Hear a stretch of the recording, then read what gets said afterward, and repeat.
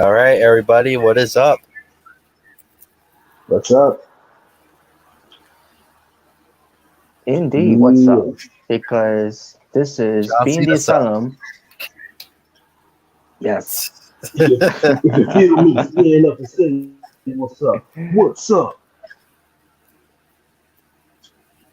But yeah, this is Being the Asylum 18, where AKA smarks backstage. versus anti-smarks.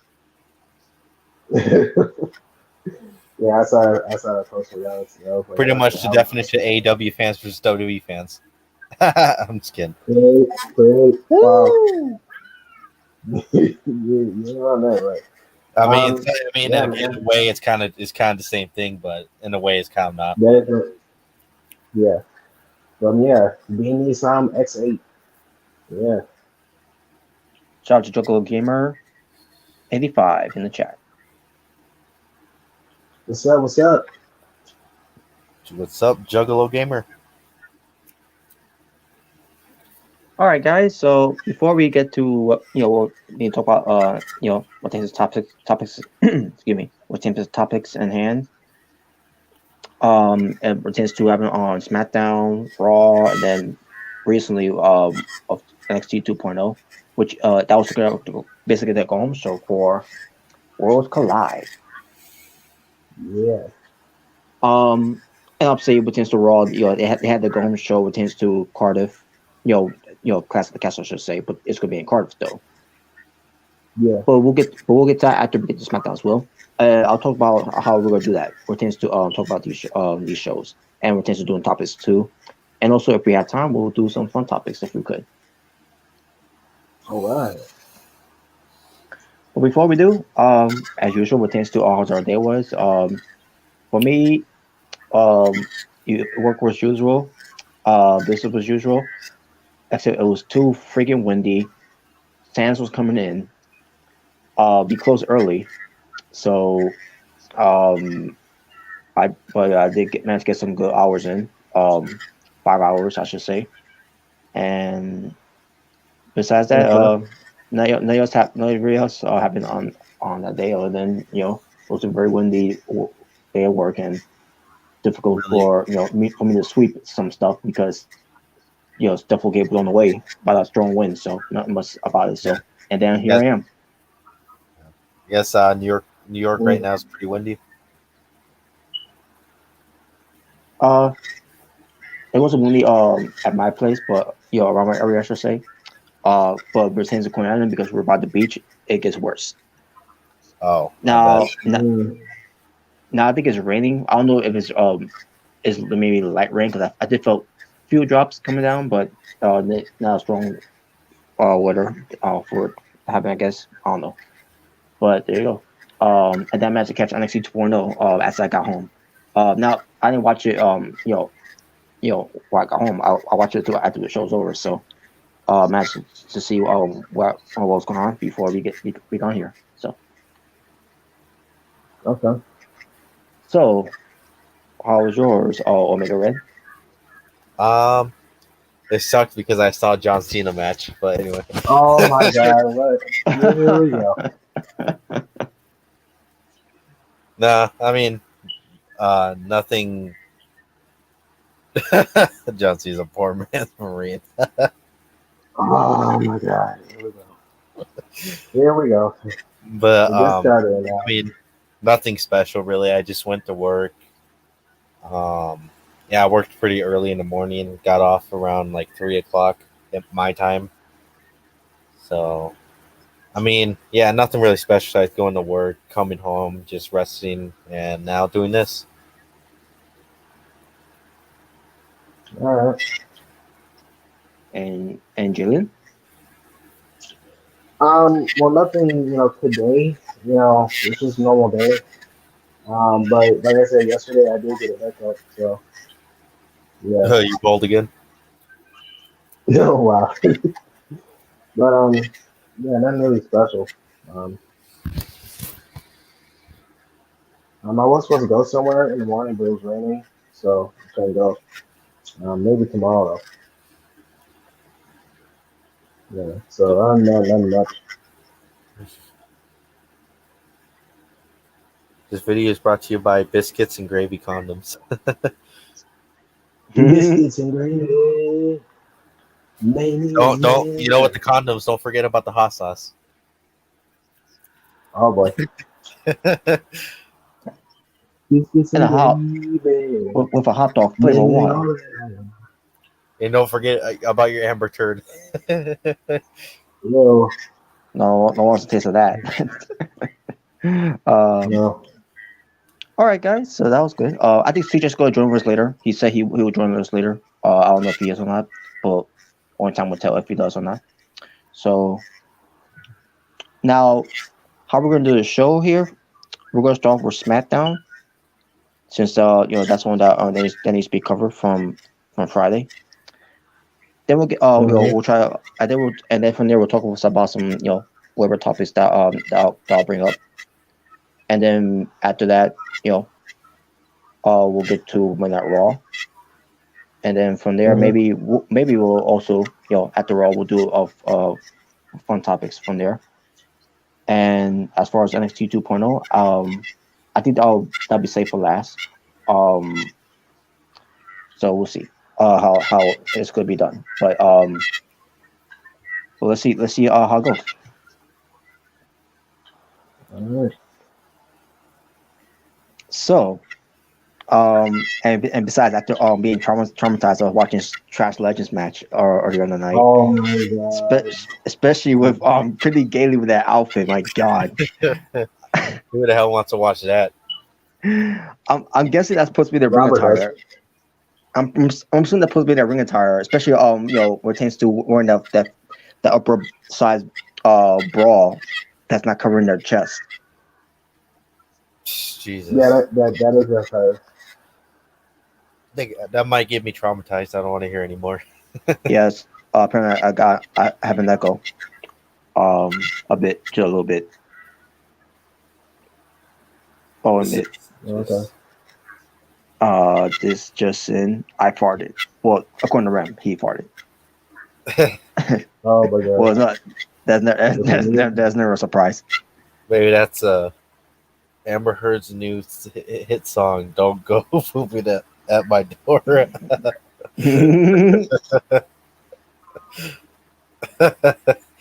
Oh my gosh. Yeah, so, maybe a little echo. But it's not that bad. Well, at least from my end, it's not that bad. Yeah, it doesn't seem that bad though. But I have been noticing it. But it doesn't seem that bad though. Oh boy. Okay, so let me pull up the SmackDown results. Let's start by that first. What tends to happen on Friday night. All right, here we go. Friday Night SmackDown. Indeed. Wait, because always been better than Raw, in my opinion. Mm-hmm. So, especially Ruthless Aggression era, because no John Cena on SmackDown. Oh my god.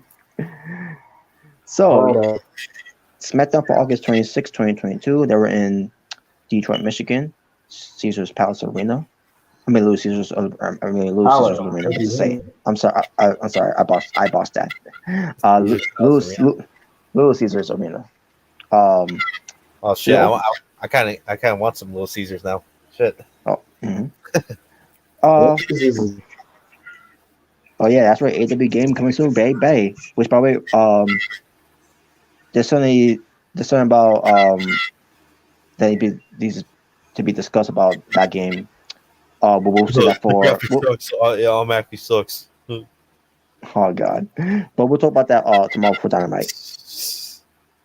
Well, remember, people. Apparently, according to some people, the graphics suck, so that automatically means the entire game sucks. Yeah. Apparently, but. Well, anyways, but the opening show was Ricochet versus Happy Corbin. Anti-smart Corbin, I should say. It's smart Ricochet. Rico Smart. Yeah, Rico Smart versus anti-smart Corbin. Match itself, I'll be it your was anti-smart. match itself was decent. But Ricochet got the win over Corbin, and not much to say. Yeah. The match sucked. Anyway, let's move on. Well, I'll say one thing. Corbin was I don't really care for Corbin no more. Nope. He Maybe. Sometimes he's I kind of wonder if this is him just trying to do a new gimmick, or is this actually him being legit? I Something. believe that's just I believe he's been a fucking dick. Uh, Imagine that his new gimmick is him being an anti-smart now. He's better than Happy Corbin. I'll say that. All right, so Maybe. yeah, anti smart Corbin is continuing to have his losing streak because he's an anti smart and a loser. So then we have the Street Profits from Raw on SmackDown, Yeah. and they run to And Hit I Row, know. Yeah. and they want to smoke. Yeah, Yeah. They well, want. I'm pretty sure they literally do want to smoke. Yeah. They want that Matt Riddle stash or RVD stash. That's what they want. No, maybe they just stole Matt Riddle's stash. Yeah, Maybe. and we're gonna forget about this gimmick by the way. Applebee's Corbin.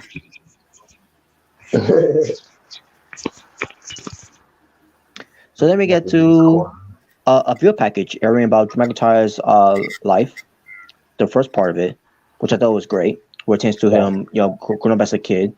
He had a Stone Cold Steve Austin blanket and a Stone Cold Steve Austin T-shirt, I'm assuming. So basically, what tends to Drew McIntyre, the one that took away from all this is Drew McIntyre was a Stone Cold fan, and like I can appreciate that.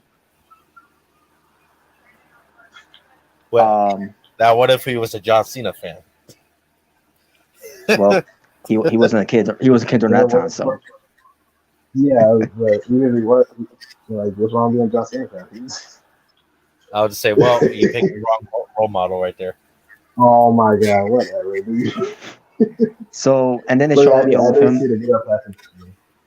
Yeah, they did show him also in the Indies, winning championships, and then coming to FCW, and then being knighted as the chosen one.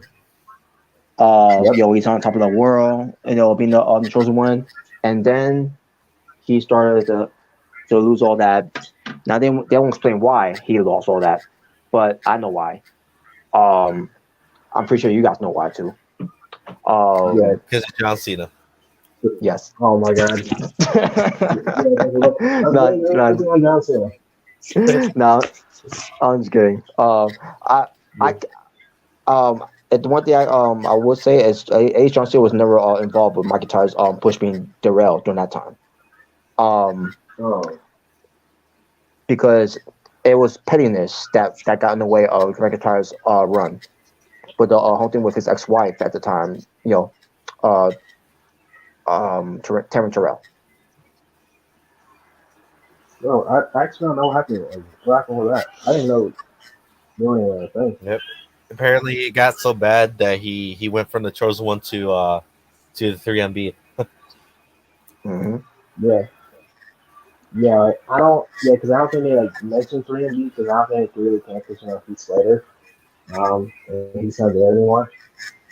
But yeah, they did mention that he got released. He was pretty pissed off about that. Yep. I remember that. Yeah. And it's nothing that McIntyre did wrong. It was more of Taryn Terrell who did wrong. McIntyre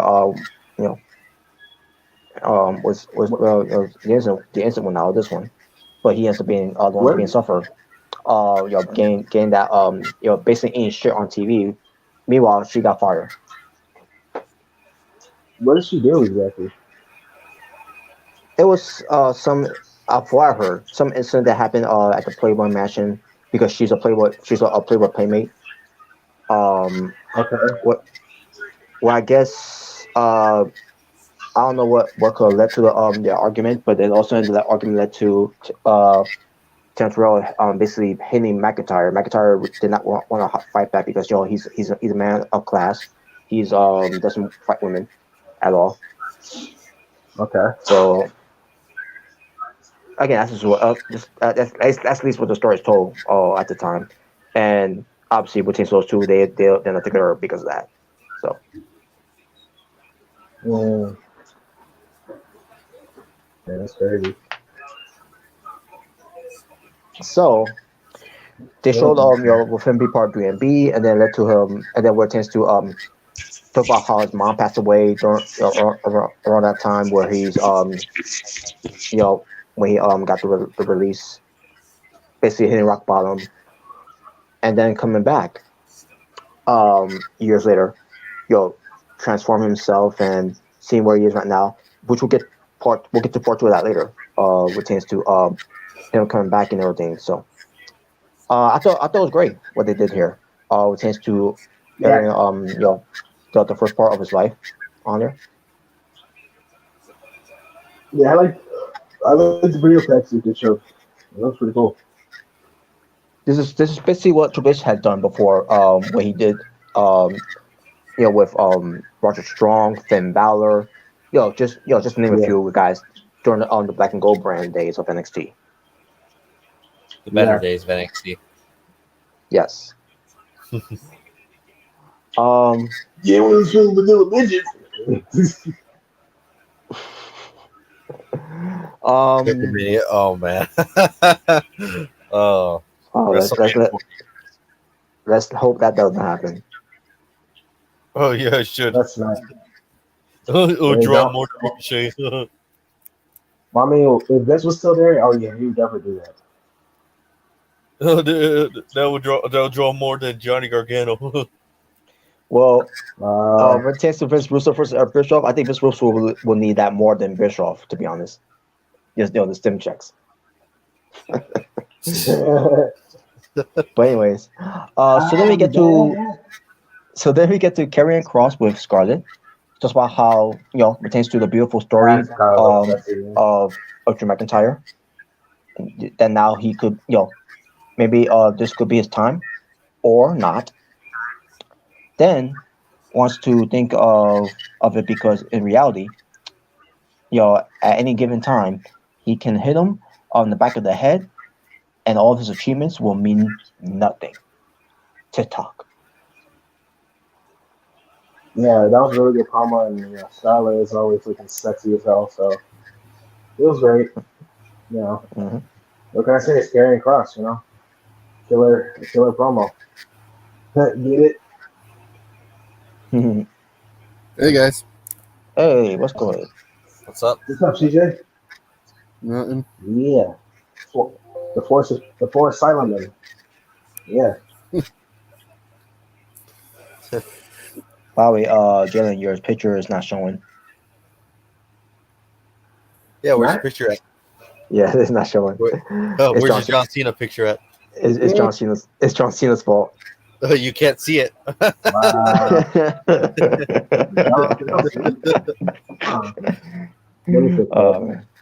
Yeah. Maybe if you click on it again, maybe or whatever. Yeah, because it's for CM me. Punk is a poor man's Lionheart. What?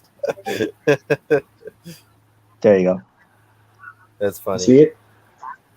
Who is Who John? is? Is that you can't see? John John Seaman. John Cena. This second. Man. Whatever, man. A poor CM man. Punk. CM Punk is a poor man's Lionheart. I never heard that before. That's a Cool. new Yeah, one. written CM Punk, but yeah. So let me get to the worst thing on the show. That was Johnny The- Gargano. Oh wait, wrong show. Oh, And it's for the WWE. I can't believe I'm saying it like that now. For the the women's tag team. yeah, I'm saying it like Michael Cole does. The WWE. Hey, man, that's just how we say it. But anyways, You can't help it. but yeah, the WWE Women's Tag Team Championship tournament last chance fail four way with Nikki ASH, or should I say TRASH, trash, and I thought you were gonna um say ASS for a minute. Piper Niven versus Sonya Deville and Natalia versus Dana Brooke and Tamina versus Shashi and Xia Li. Now the match itself, it sucked. It was sloppy. It was miscue of so many places. It was I didn't watch it. botch. It was botchy. It sucked. It was garbage. I didn't. I didn't watch it. Good. Don't. It Because was trash. because, It was trash. because It for was more. one, It was. It was. I already It was more trash than Trash Legends matches. damn. It was that bad. So pretty much, in other words, it was a John Cena level match, pretty much. No, it wasn't. It was more. Well, actually, I won't go there, but Thank you. unless John Cena would do do it in a sloppy way, like like he did in the house show. I don't see how show matches, so I wouldn't know. So. But yeah, I mean, I already knew who was gonna win it anyway, so it was like, and they weren't gonna win against. Well, we'll get to that. Though. Yeah. So basically, it was Natalia and Sonya Deville. They won, obviously. I knew they was going to win too, Yeah. and just based how they did it too. So I knew they won. They was going to win. So, Yeah. but the match sucked. It was trash. Well, that's women for you, not So then we get to let me see. Okay. I'll get back to later. So we get Sheamus with Ridge Holland and Butch. Which is still dumb. It's so great. The Brawling Brutes, and basically Sheamus cuts a promo about he's going to going through for the Intercontinental title at Clash of the Castle, and all of a sudden Gunther with Ludwig Kaiser coming out, and Sheamus basically lets Gunther know that he's been having banger after banger matches where it tends to guys like Drew McIntyre, Randy Orton, John Cena, He's not wrong. Roman Reigns, Triple H. Now, but Randy Orton, not really, because those matches were not really that impressive. Or maybe that one time, maybe that one time they did, but I remember. Sadly, I remember that very boring match he had after WrestleMania 29. Yes. That was when the freaking crowd was like freaking demolishing it. Like they were chanting everything, Like Yeah, that match was boring. I mean, there was nothing special about it. No, dude, it was so boring that even Michael Cole got chance, bro. Michael Cole got chance. Yeah. Yo, that's crazy. Yeah. But I feel bad for them, man. I remember even the crowd chanting Justin Roberts just randomly too. And also, they were. bad for them. And also, we're thanks to Triple H, they only had 2 matches. Yeah, I remember they had a match like in WrestleMania and I think Extreme Rules. I think it was. Yeah, I think it was. They only had 2 matches. I was gonna say, didn't he have a last man standing match or like a fall counting war match or something like that? I don't remember. It was something, but pretty much like Sheamus destroyed Triple H. That's all I really remember. That Sheamus destroyed Triple H. Well, I guess when it takes to 1-on-1 matches, they had 2 matches, I guess. But I remember having matches before, with some multi-man matches as well. But other than that, all I remember was 2 matches between those two. And I think Mr. Wyatt Triple H was even added into that category. I remember Because like. legend. What I was gonna say is like I remember him in the Elimination Chamber match with Sheamus also in the match. Yeah. And that's what led to the WrestleMania match. I also remember like Sheamus was in Elimination Chamber commercial. I remember that.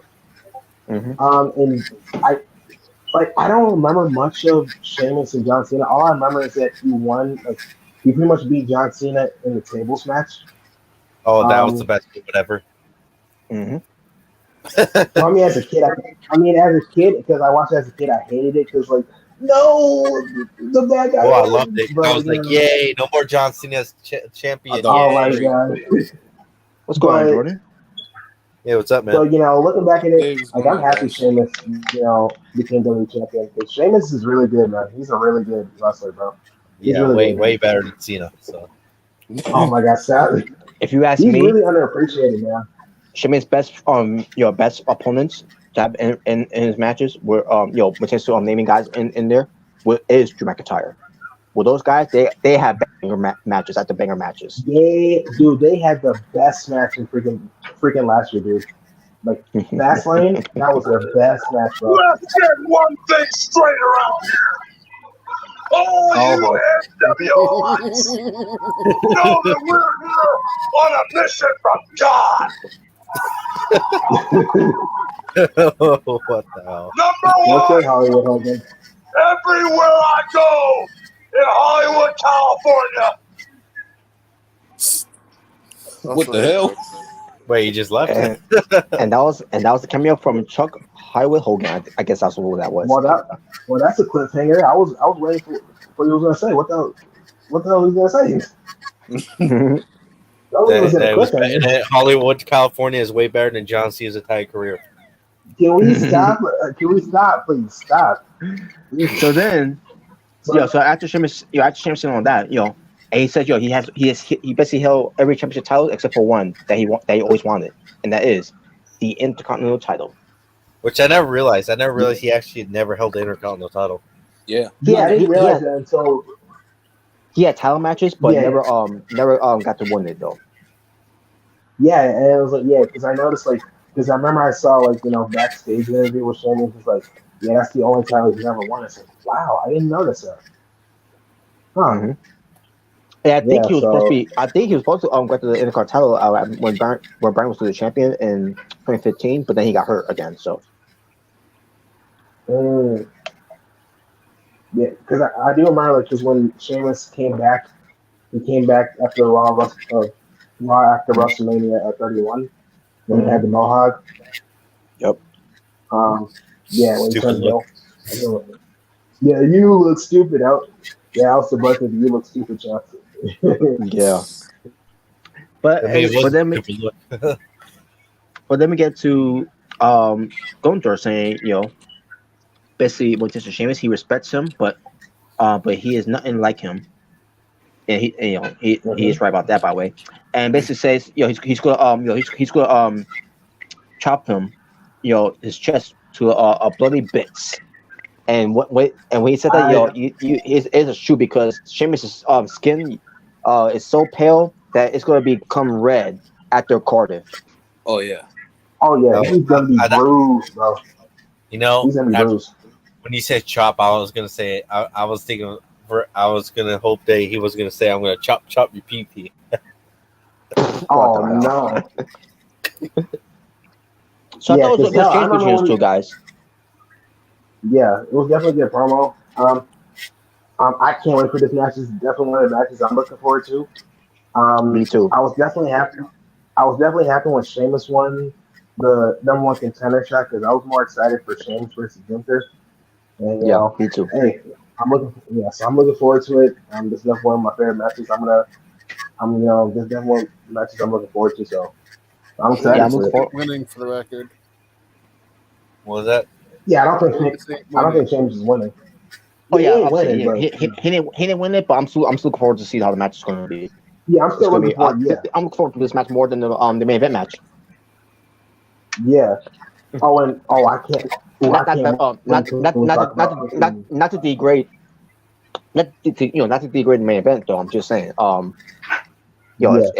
It's my second thing that I look forward to. My first thing to look forward to is that match between Sheamus and Gunther. If Joe brings back James, I might actually start watching Raw. What was that? He's been teasing it. Drew McIntyre, he's been teasing it on Twitter. Oh yeah, Broken Dreams. That might come back. His name. I can't believe he didn't like it. He did? With Broken Dreams? When he said that? He didn't like it. Oh yeah, I forgot that. Yeah, he didn't like it. Yeah, I forgot about that. Yeah, McIntyre said he didn't like it. What did you say? I mean, they might make a new version of it. You never know if it does return. Maybe. I must have missed that.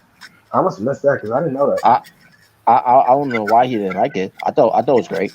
I was about to say you don't like that, but you like fucking Gallantry, really? Well, Galaxy ain't that bad. The first version wasn't bad. I'd rather take his figure Teen A theme over Gallantry. Oh, his Teen A theme. Oh, I love that theme, bro. Yeah, Wish It Away. That was what it was called. You know, where it's 15, everybody knows about the phenomenon Bill Goldberg. 174 straight wrestling matches he won. Well, Billy Boy, tomorrow you're in your first ever gimmick match. Was that Razor Ramon? And that was a cameo appearance of Scott Balls. Scott Balls. Scott Balls. Oh my god. The wrestling world's definitely missing Scott. Yes. Oh yeah, man. Definitely not. Yeah, like I said, Sheamus and Gunther, really sad for that. And dude, I can't wait till we talk about freaking Riddle and Rollins, bro. I can't wait till we get that. And after their exchange of promos, all of a sudden, Butch and Kaiser will start fighting. Harlem got in a little fight too, but then he got taken out. Basically, it was about Kaiser and Butch fighting, while Sheamus and Gunther were just standing there, looking at each other face to face and all that, while they're fighting and everything. Which I thought was well done. And yeah, I thought it was cool. Yeah. It was silly in a way, but I thought it was well done the way it was done. And after the fight was over, they started holding them back, and then they went their ways. Yeah, I thought it was a cool segment, man. I thought it was a cool segment. Definitely got me excited for the match. So yeah. So then we get to backstage. Sonya Deville and Natalya are being interviewed by someone named Megan, the backstage interviewer or whatever. I was about to say Megan Thee Stallion. What? Oh boy!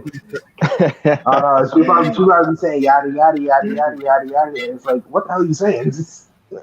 Oh my god! So that comes promo. I didn't care for the promo. All I care about is what's going on behind them, basically in the background.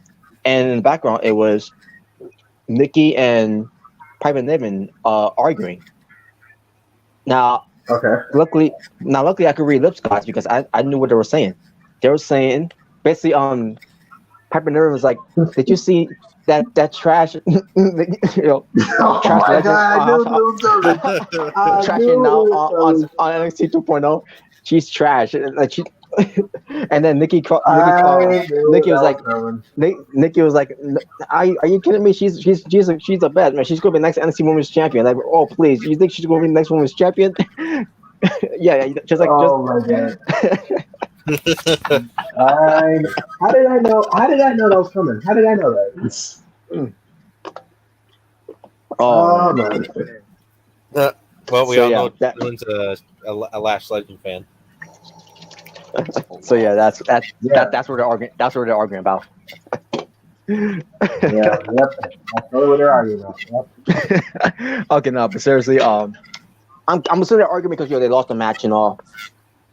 That the match that no one even cares about anyway. So yeah. But the Sonya Deville and Natalya are going to be facing Raquel Rodriguez and Alia, which we'll get to that later too. Okay. So, also, we get Sami Zayn. Yeah. Oh wait. Sami Zayn. Oh, you got Roman Reigns there? Oh. But you know that you only half the man that I am. Oh no, that's it. Vince's bad. That's like I said, bro. Oh god.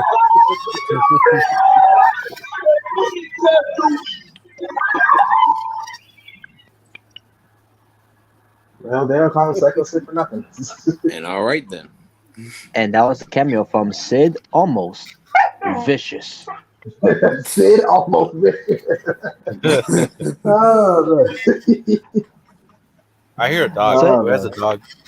Yeah, my dogs are playing. Who let the dogs out? Boom, boom, boom. Dylan, most of the people here probably don't even know that song because some of them probably aren't that old. No, I know that song. What are you talking about, man? Yeah, yeah. So, That's a classic Sami song. Zayn. So back to Sami Zayn. Yeah, I agree. It's a good song too. I mean, I heard this. I also listened to some other songs. So there's two. Bahaman. So yeah. One of them. Who the dog is definitely one of them. But Sami Zayn was backstage. Knock on the door, Roman Reigns, and then the Usos coming out. Jimmy is excited to see him. Jay was not so much. And there's a reason why too. Not just because he doesn't like them, but there's another reason why, which we'll get to that later. So then Roman hears Sami Zayn. He's like, "Hey, Sami, is that you? Oh, come inside. Acknowledge me." No. But anyways, I'm the big dog. So Sami Zayn is in there. Jay has got that mean look as he as Sami Zayn is talking to Roman, and Jimmy is just being Jimmy, and Sami Zayn and Roman is having this back and forth pertains to this this relationship that they're in because Sami Zayn is an honorary Uso of the bloodline. So Sami Zayn, basically is telling pertains to him facing Drew McIntyre in the main event later. Basically Sami Zayn was describing how he's gonna be dancing once he gets the job done, whatever, pertains to being Drew. And as he's doing this dance as he's singing, all of a sudden Jey Uso, who's supposed to be not liking Sami Zayn and he's got that mean look every time. You could tell he cracked up a little bit when he starts Sami Zayn dancing. Yeah, he broke after a little bit. And shit. If I was there, I'd probably be laughing too. Like, what the hell are you doing? Oh man.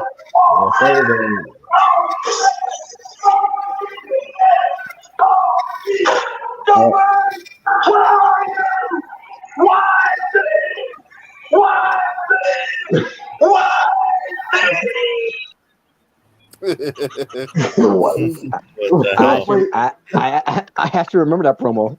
I have no idea. Who was that from? Like, was that Raven? Like, he's like, why me? Like, who was that? No, Sid Vicious saying that. Yeah. Sid Vicious. Oh my god! As long as we don't get a cameo from John Cena, oh my god! Stop! No. So basically, Sami Zayn, basically the whole thing was that Roman Reigns wants Sami Zayn to do on his own because he doesn't want to be a distraction. Because Roman Reigns is out there, then everyone's gonna have to acknowledge him more than Sami Zayn. So as Sami Zayn leaves, he's getting ready to get ready for his match against McIntyre. He does this handshake that he does with Jimmy Uso. And he tried to do the same thing with Jey Uso, and Jey Uso just points at the door, says basically in his mind saying, "Get the fuck out, Uso." Get the fuck out, Uso. Get the fuck out, Uso. Get the fuck out before I go drive a car again. Oh no! What? Oh, no. That's messed up. Oh man. Well, can't be worse than Sunny. Yeah. Yeah, that's true. You got a point. Yeah, sometimes I wonder if Jimmy and Jeff Hardy attend the same rehab class. Oh no! Oh, come on! No, man. You didn't have to go there. Oh man. Well, I hope Jeff Hardy's doing it right though. Returns to rehabbing. Yes. Yeah, I hope so too, man. So Bailey, with Io Sky and Dakota Kai, were on commentary with Michael Cole and Pat McAfee. Bailey is basically being on Michael Cole's case as she has been before in the past. Because we get this next match, Natalya and Sonya Deville versus Raquel Rodriguez and Aaliyah. And the match was not good. And on top of that, Aaliyah didn't do shit in this match. All she did was lay on the outside of the ring. I mean, she did a few things in the beginning, but after that, she did nothing after that, and then they won. Wait, is that the tag team match? The championship?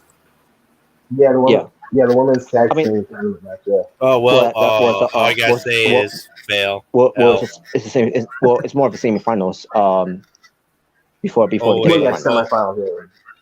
Oh, it's the final. Okay, I thought it was the actual championship match. Because the match happened to Raw. Yeah, that happens in Raw. Really. But I didn't watch the match either because I already knew who was gonna win. So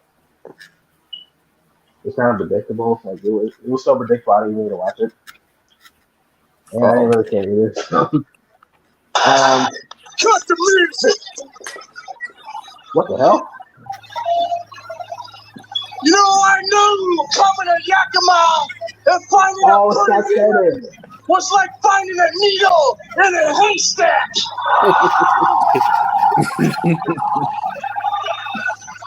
But I'm not gonna let this godforsaken town rain on my parade because I'm gonna find me a freak, put her on a leash, and get my release. Oh, Jay. Okay, Scott. Because the bottom line is, the big bad booty daddy is ready to put on a body rocking, knee knocking, cherry popping showdown, and the show don't stop till the show toppers out. You know what's sad? Yeah, Scott Steiner has more bars than most rappers nowadays. He does, man. Yep. Scott Steiner, I don't care what you say. Dude, I love his promos, bro. He is so entertaining, bro. He is so funny, dude. I love his promos. I remember the promo he did, like when he said he was talking about like DDP, and when he said like when you're in the hospital on your back screaming in pain, your wife will be on her back screaming my name. I was like, oh, that was a good one. Oh, damn. God, the most famous Steiner, one. man. The most famous one. He's fat. Yeah, he's fat to a bit. Man, Scott Steiner, he's the GOAT. He is the GOAT. Make him a 2-time Hall of Famer. Like, for real. Like, this dude is freaking gold, man. He is gold. Yeah. Even the puppy agrees. Yeah. Even Roman Reigns agrees. So, what's the next thing? So then, oh my God. Yeah, both go away. Go play over there. You see, the dogs agree that John Cena sucks. I agree. Oh, shut up. No. Well, speaking of what suck, then we get to the Maximum Male models backstage with the photo shoot bullshit. Oh, the American Male. And then they also we change to the truck, music playing, hit roll. Baxter Priest says someone needs to fix that, in a way. So Maxine walks away, and then they go commercial. We come back from commercial. She brought Los Lotarios, which is Angel Garza and Humberto Carrillo, and basically, now they're not part of Maximum Male Models, but they're gonna be helping them, with their problems with hit roll, and we'll get to that what they did later. Also, we get to a New Day in the ring. Xavier Woods in a wheelchair, and I know where this is going. And Kofi Kingston's current promo basically pertains to the Viking Raiders. Then the Viking Raiders came out, and basically, their current promos to New Day saying that they look pathetic in a way, and then those go take care of them and all. Kofi's distracting them. Also, Xavier Woods gets out of the wheelchair with candlesticks, and basically they built the Viking Raiders with candlesticks, and basically that's going to be the match for them at Castle Castle. I think it's going to be a street fight, whatever. I don't know. I don't care.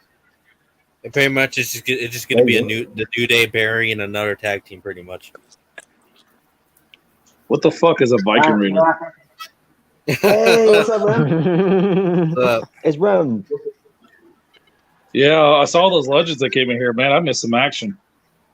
Yeah, I know, man. You got Scott Steiner. I mean, it was great. It was great. The blessing of the sexiest man alive, Big Papa Dump, and Sid Almost Vicious. I love it.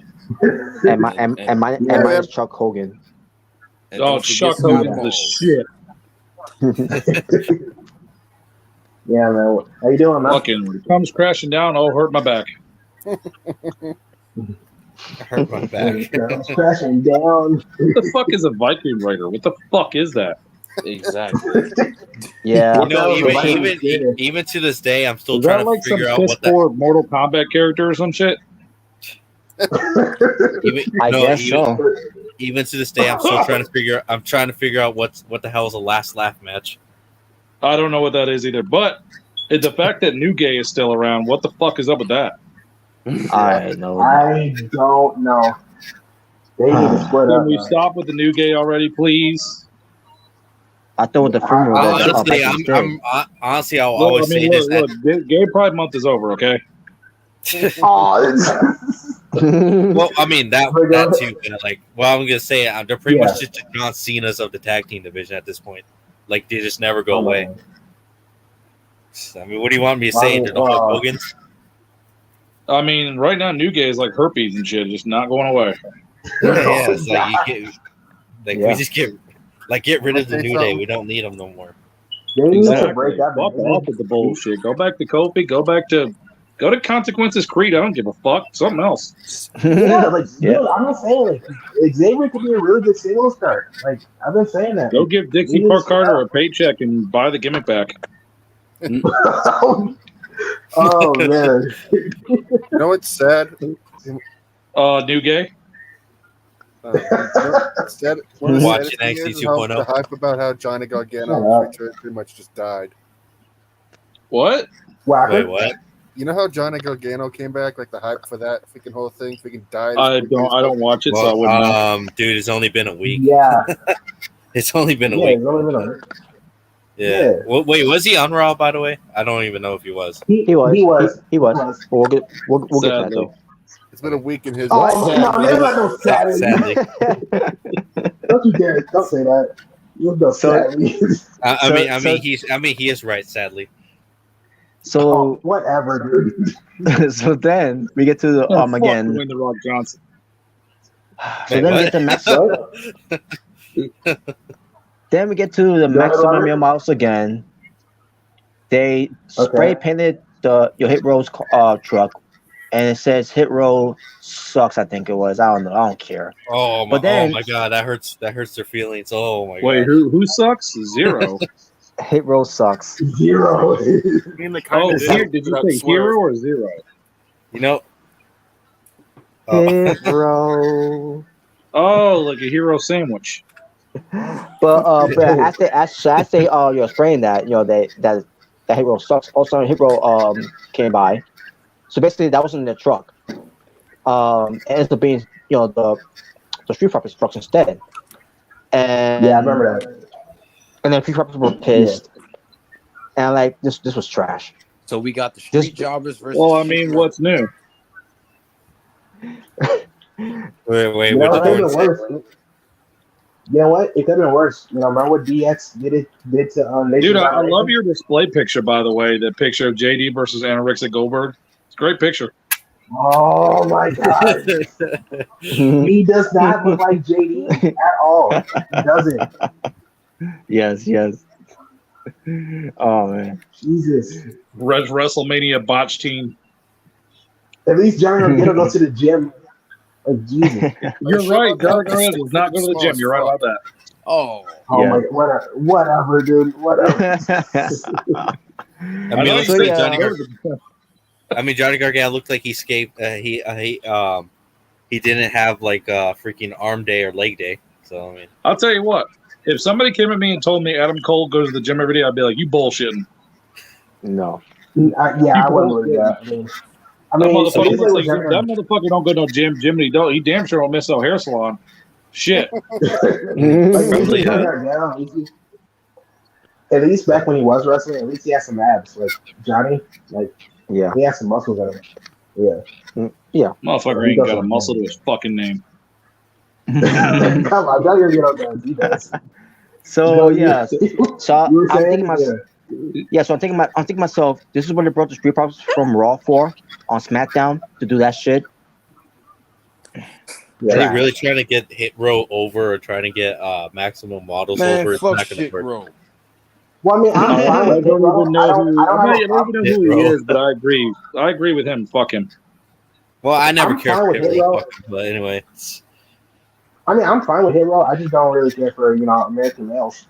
What does Hero look like? I gotta look him up. I don't know who because I don't watch SmackDown, so I don't know. I'm gonna say it's fuck Maximum Models and fuck Trash Dollar. I don't even know who the fuck those are. Maximum Models. Maximum what? Wobble wobble. What? Maximum male models. Maximum male models. Yeah, that happened. Anyways, yeah, I don't really know what's happening on Smackass. So glad I'm getting these updates because they play it everywhere. I'd catch some of it, but honestly, I just feel like it's Roman Reigns starring Friends. That's what SmackDown is. Pretty much. Pretty much. So then Sami Zayn is warm up for his match. Yeah, so Sami Zayn is warm up for his match. Jimmy telling him that Roman doesn't talk about that, and then Jey also starts yelling at Sami, saying, "Cool, basically say don't you fucking fail, Oos." Now he didn't say fuck. Oh, dude, if he would have said fuck, he'd have been a boss. So then Sammy's like, why? He basically, Sammy's like, why you talking negative, man? Like, I was having talk about you with Roman, and then Jay was like, yeah, I know you were talking about me, about my back, Oos. You better have your business now, Oos. Look, Sami Zayn. I don't know how many times I got to tell you, Seth Rogen on AIDS, but get the fuck off my show. You suck. Seth Rogen on AIDS. Come on, man. Dude, he looks like Seth Rogen if he was fucking dirt poor in the alley. That's what he looks. It's like homeless Seth Rogen.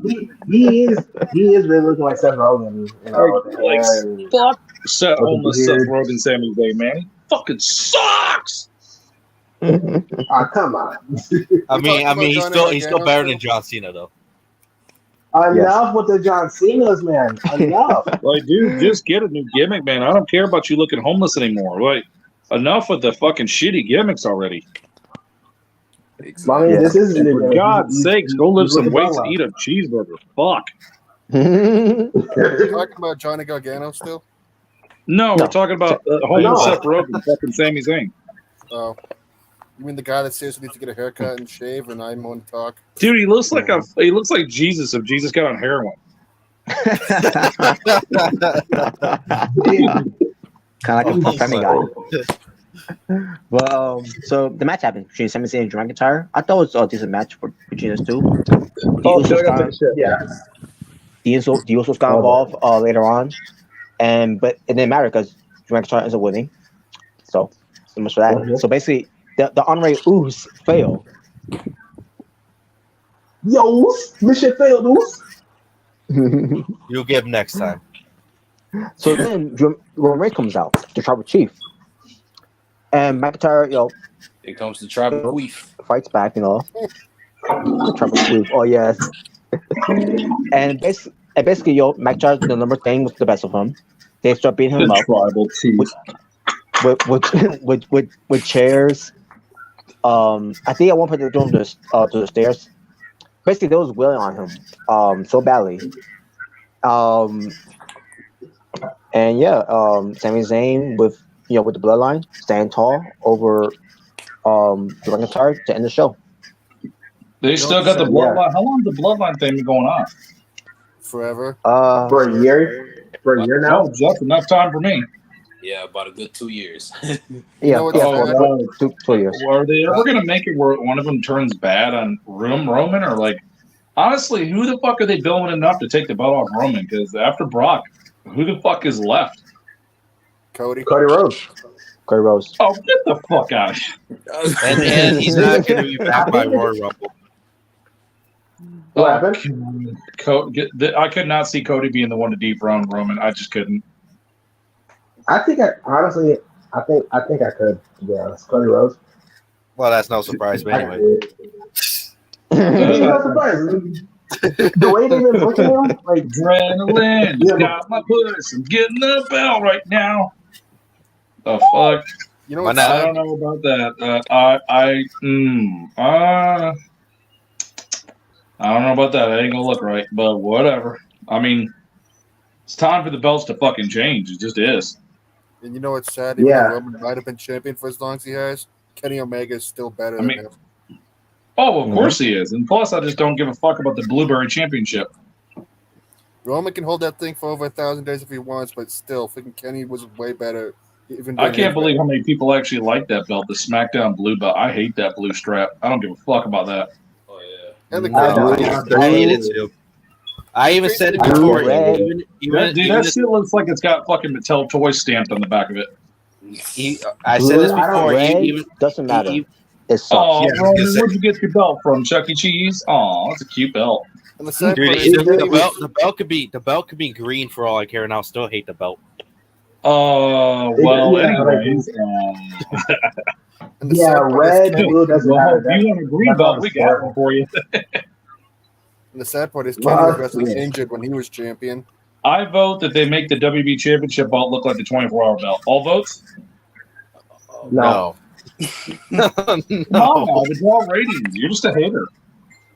That'd be funny if they made the WWE title like the 24. Come on, guys. Don't hate. Motivate. Come on. Let's make the belt. I still don't get why they changed the IC and US belt designs. I still don't get that. Well, I'm still kind of feeling the old US belt, but it's not horrible. But I still feel the old one more. I hate the new IC title. I don't care what anybody says. I hate that belt. Yeah, I don't like it. It looks like a big coin. It just looks like a bunch of coins. Apparently, Triple H wants to change the belt designs. Well, which I hope he does. I hope he does, because my God, get rid of the fucking big W. It's like if they don't give you the big W, they give you something even worse. It's like, guys, can you just honestly, get a better design? Honestly, at this point, if they put an eagle on the WWE Championship, I would prefer over a fucking W on the belt. At this point, let's make all the belts look the same. We need all big W's. Change it. Just bring back the big belt. Or bring back the undisputed belt. I say we bring back. Oh God, that belt. Yeah, bring that belt back, and let's bring back the Hardcore Championship. Throw that 24-hour belt in the trash. Yes. Because I'm sick of the whole big wrestler. I won that shitty 24-hour belt. They'd let them film me throw it away. But the best thing that I've done with this belt, trash. Well, speaking of the 24/7, all right. Speaking of the 24/7 championship, apparently, from what I heard, they're scrapping that belt. So thank God. Oh, good. Thank God. Yeah, I mean, isn't it funny where somebody's in control and all of a sudden we're getting a lot of changes. That is something different. I wonder why. Yeah. I was thinking, if someone had the 24/7 championship, they were like, Jalen, but I'm going to hold you there for a minute because I got to say a important thing here. Everybody raise their hand if you want the butterfly belt back. I do. It was amazing. No. You talking about the Divas Championship? You know what? You're a hater. Don't hate, motivate. You know what? Let's make the Divas Championship the WWE Championship. That'd be great. See, now you're talking money. That's fucking money right there. Now you're talking. Yeah, let's have Cody. Yeah, let's have Roman hold the Divas Championship. See, the young kids know what they want. I'm not even have cocaine today, so I know what I'm talking about. Or better yet, let's bring back Daniel Bryan's fucking custom WWE belt. That's a racist belt. I don't care for that belt. That's a racist belt. Or worse. You know what? We'll just bring back the spinner. Fuck it. Bring back the spinner. I was going to bring back Daniel Bryan. I was going to bring back Daniel Bryan's championship belt back, but it was eco-friendly and biodegradable, so I wiped my ass with it. So it's good toilet paper. Wow. Shit, the strap might as well have been made from fucking paper. I don't know. Why is it that the belt at Toys R Us look better than the actual belt? That's horrible. Yeah, that's true. Yeah, like I said, I'm getting tired of the whole big WWE logo belts. Like, they gotta get rid of that, man. I'm sick of it. Yeah, get rid of it. I was fine with it. I was fine with it with the WWE Championship, but once they did it for like almost like for the Women's Championship and the Men's Championship, like I was like, get rid of it, man. I'm I tired of sent it. you a picture, Rabba, on Facebook for the belt. I wish they'd bring back. You Yeah. know what? Yeah. I don't give a fuck what anybody says. Jeff Hardy purple belt all day, baby. Exactly. No. Wait, what? I think it's great. Well, you know what? I would bring back the big gold belt. Oh, hell yeah, yeah, definitely. definitely. Oh yeah. Yeah, and then you would put it on somebody that's going to piss me off. And you wouldn't really have to like change it. Like, They can't have a hardcore Oh, title in no. WWE. There's no Oh, no, yeah, don't let's put the big gold belt on a guy where the belt weighs more than he does, man. Fuck. yeah, let's not get that to Ricochet. No. Yeah. Let's Don't not put do on that. Johnny Gargano either. I say we should. Wow. You know, So, guys, are you ready for a fun I'm topic? trying not to get the gun out, please. Yeah, let's get. Yeah. Wait, what? You said get the gun out? What? Wait, what? What you say? Well, I didn't catch that he part. said. I thought that's what he said. Like, get the gun out. Like, what? What now? Yeah. But yeah, let's do some fun topics. Oh yeah, All right, yeah, it was scary. I'm pulling it up. Just give me a moment. We're gonna do 4 Oh, topics. yeah, by the well, way. here's a fun topic. Vince McMahon's failed erections. That's a fun topic. Oh, We got I 4 don't fun want- topics tonight. Hey, Vince, let's talk about those lawsuits. Yeah. Why lawsuits? let's talk about So that. sure. Yep. So you're right. What lawsuit? There's no lawsuit. You're right. That's why you're moving down from staff, you know. And they can't have a hardcore title in WWE because there's no hardcore. I mean, guys. let's be honest. Vince is only stepping down because of the lawsuits. Yeah, that's Yeah, true. that's the only reason. Yeah. Yeah. That's Oh, the damn only it. They're telling on me that I got my dick sucked and to pay for it. Damn it. I got to go. reason. Oh man. Yeah. Fuck Miss Hancock. I'm out of here. Oh, Miss Hank. Oh man, Stacey Keebler, man. Yeah. All right. Here we go. Vince is probably listening to that fucking song. She's got legs. She knows how to use them. Using the background going, she sure does. Oh, shit, lawsuit. Lawsuit. Oh man. Yo, where's my boy Luigi? He's out hunting ghosts. Oh, there's no Luigi here, man? Fuck this. All right. Yeah, so for this one, you can choose 2 powers. You can choose 2 powers that you want. Oh, okay, that's what So, Why does one look Yeah. like Mario Brother in a treadmill? so we got superhuman strength. We have flight. We have fireball, cloning. Yeah, the fireball one is usually what happens when you eat Arby's. A psychonesis. Size enlargement.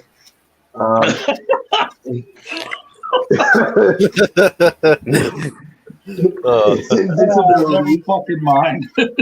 Fuck. Invincibility. Hand-to-hand Oh, combat. hell yeah. Rock powers. No, Possession. Wayne.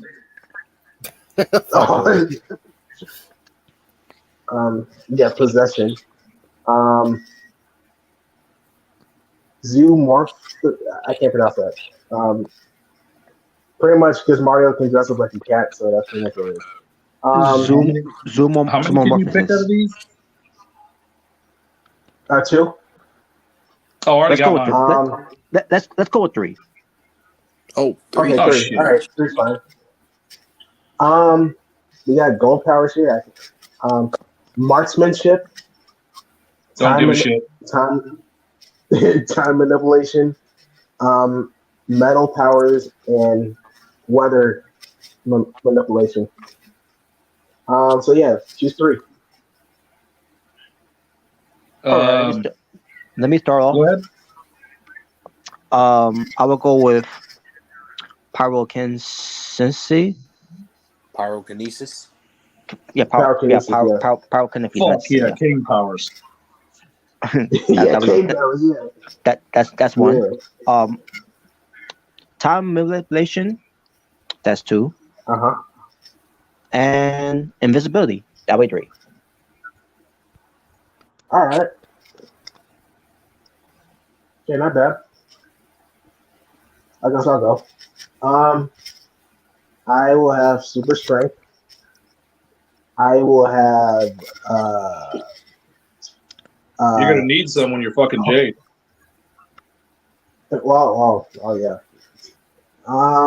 Cloning and size enlargement. Yeah. Wow. Wow. Is there something you want to share with the class? That's not what I used. That's not what I used. Just saying, don't be shy. Don't be shy. Be kind. Hey, if you can't see it, don't be ashamed about it. He's like, you know what? I'm not shy. I got size. Yeah, so that's my choice. What is the one with the front, the top Bowser, whatever he's doing? Yeah, it's superhuman strength. Yeah, because he's picking up Bowser. I already got that, but okay. Yeah, Rev already got it. So. Sorry. So who's next? I'll go next. Go ahead, bro. I'll have a time manipulation, invincibility, and cloning. Okay, not bad. Nice.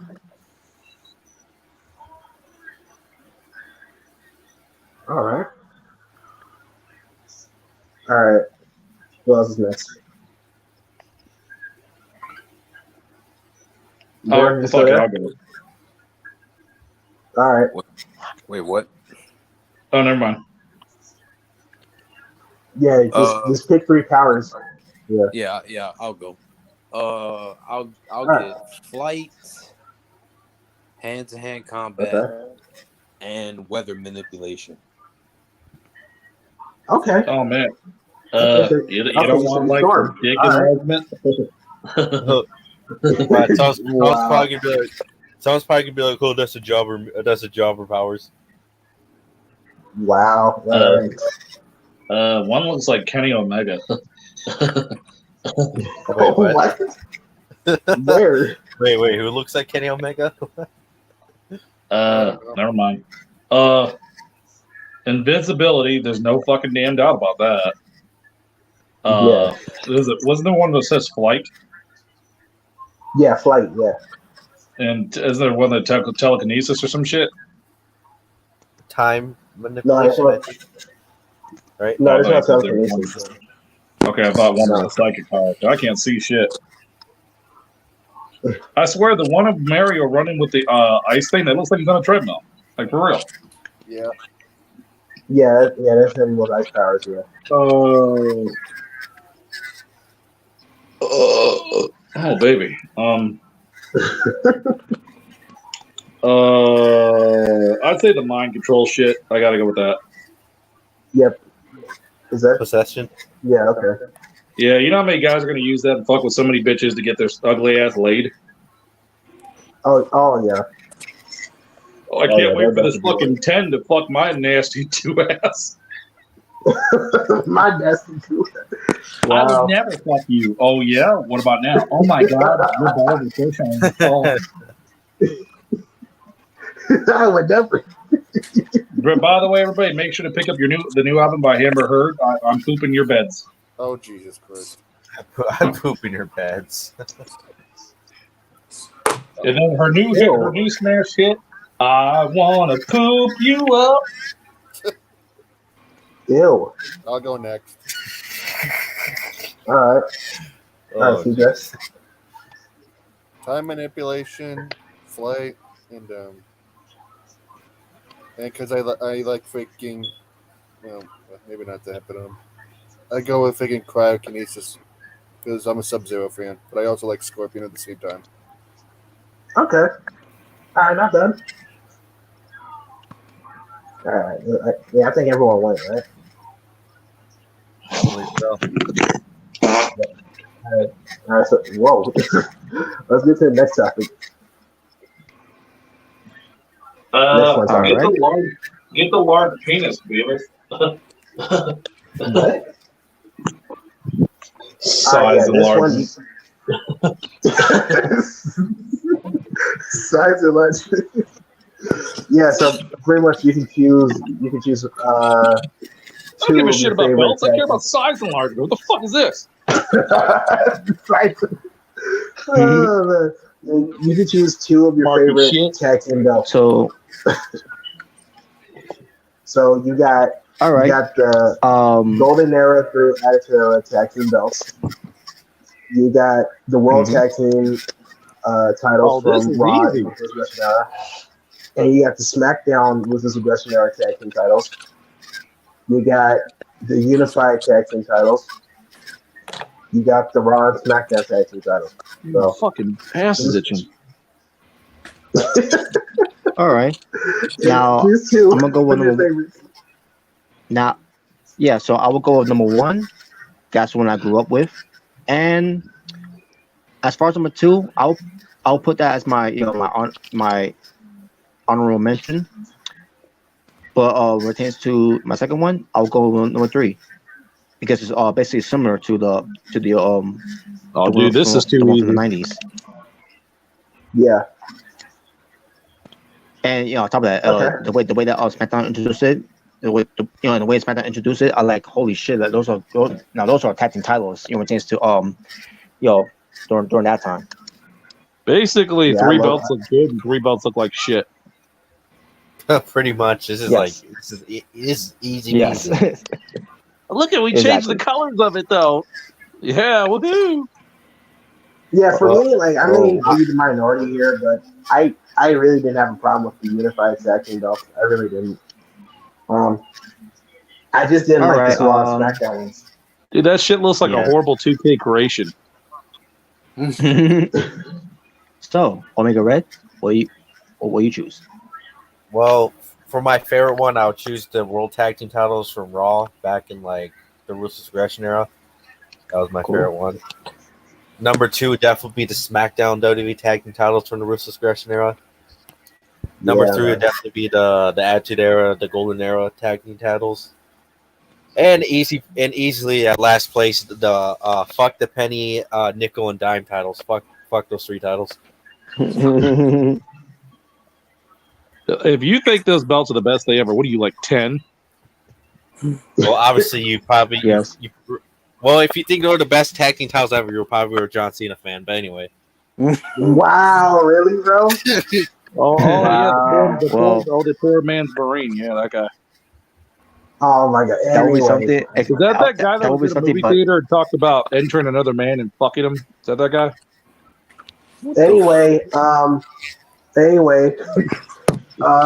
okay, for me, so Jalen. yeah, for me, I'm going number one, the WWF World Tag Team titles. I love that design, and I'm gonna choose three: the SmackDown Ruthless Aggression Era Tag Team titles, because that was my childhood, because I was a SmackDown guy, So those are my belts. The Raw Ruthless Aggression Era belts, they weren't bad.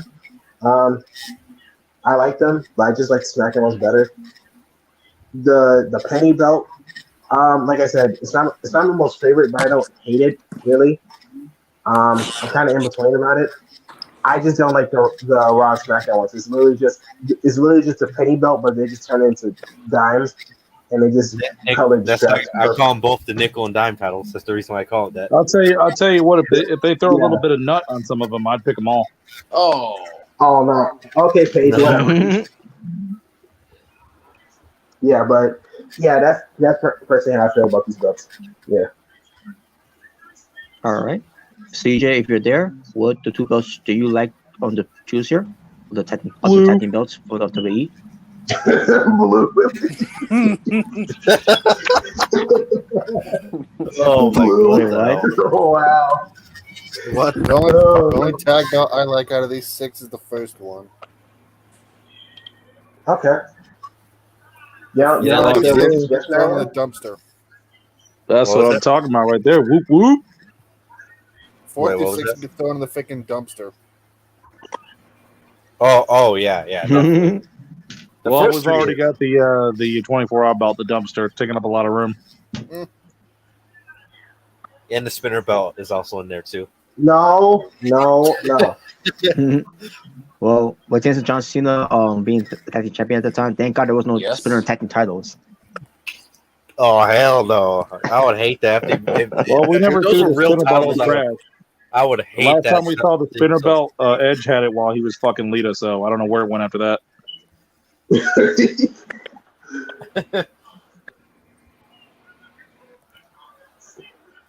All right, so who's next?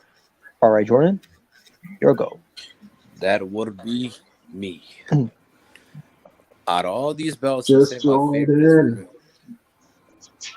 is number 3. Yeah, SmackDown. Yeah, Are we picking two SmackDown belts or versus one? Aggression era. But Two number belts. 2 is a close second, though. Number 2 is a close second. Okay. Yeah. You could pick two, by the way. Yeah. Yeah, 3 and 2, and then 1, and then fuck the other belts. Yeah, same as me. Fuck the penny, nickel, and dime titles.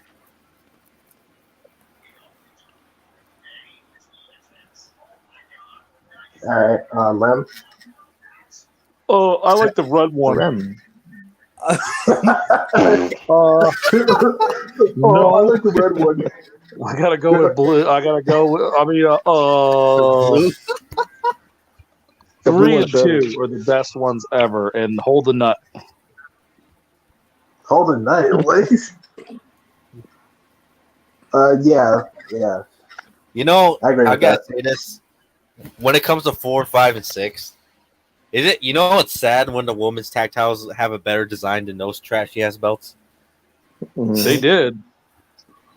or when And the even NXT championship actually, had, the women's championships almost look similar to that. They almost did. They got close. Like, dude, when I saw the women's belts, they look like white versions of the X Division belt. That's what they look like. Yeah, the women's tag team titles. it's saying something when the NXT tag titles look way better than 4, 5, and 6. Yeah, I agree with that. All right, next that was one fun. topic. Yeah. Brought to you by Hulkamania Condoms. Okay, yeah, now this is a good one. So pretty much you can choose 2 of your favorite Spider-Man suits. Oh, I like the movies. Spider-Man that's a low budget. So you got, the Raimi Spider-Man. You got the Raimi Black Symbiote suit Spider-Man. You have the Amazing Spider-Man 1 suit. I love how the one Spider-Man looks like he's living off stimulus checks. Yeah, you got Amazing Spider-Man 2 suit. You have the homemade Spider-Man suit from the MCU.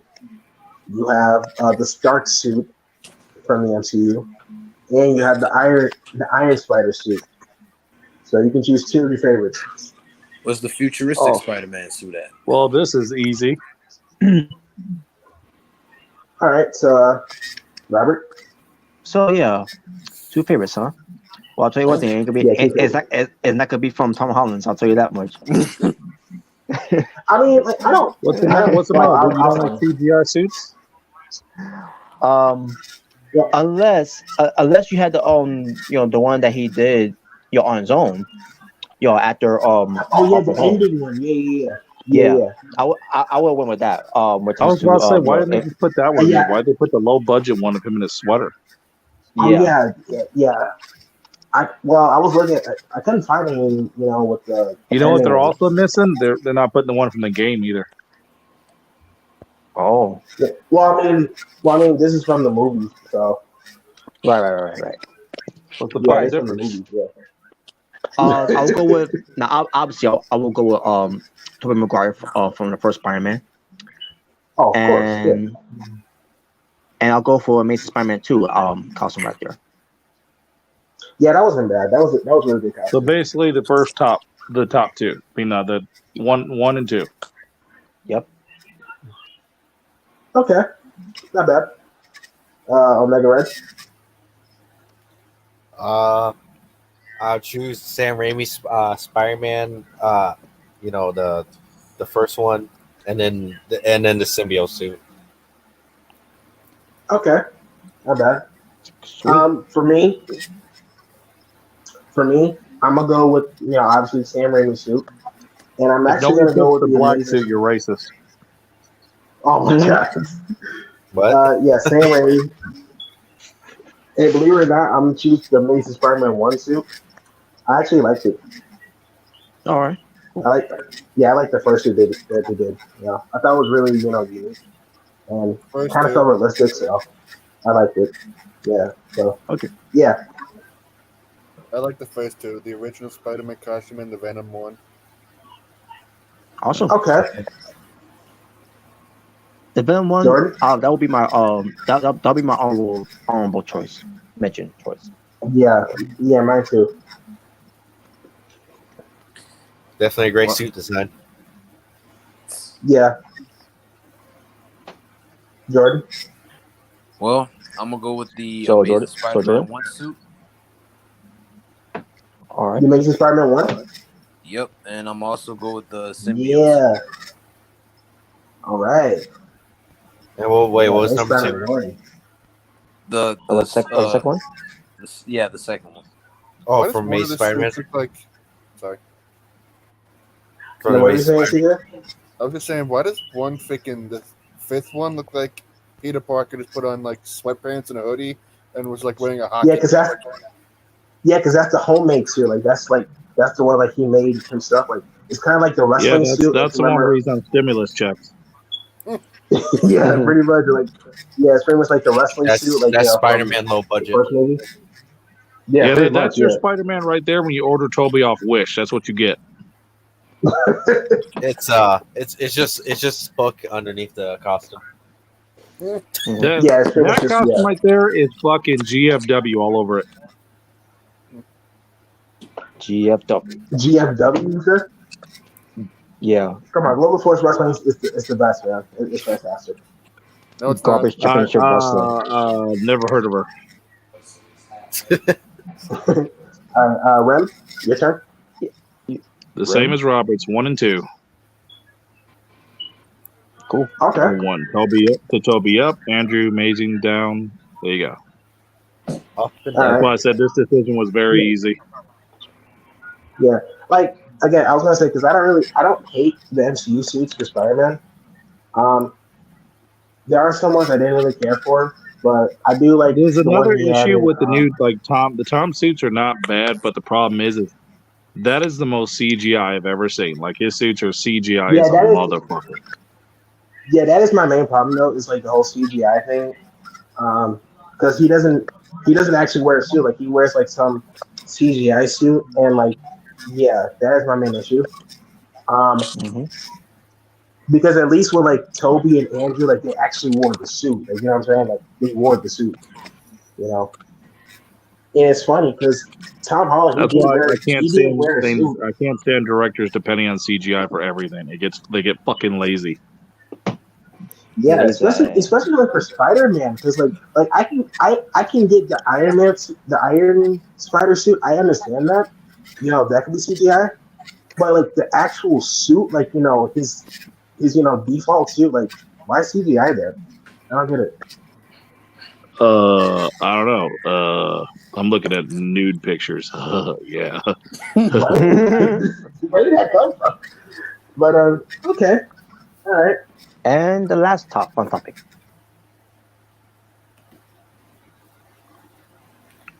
All right, so you can pretty much pick two She-Hulks, like which one you like better, which thing looks good. Um, this is easy for me. Huh? I ain't gonna lie. The new She-Hulk can get the dick. Mhm. Yeah, What is the one? She-Hulk and HBO I ain't gonna is lie. What's fucked up is the one from the squad picture. It looks like she's like fucking 11. well, yeah, that was pretty much the show because like that's what they all look like that. Oh well, Yeah, that's true. you picked that, dude. I'm gonna really think. You really need to think about your career there. Yeah. I'm So- Chris Hansen from.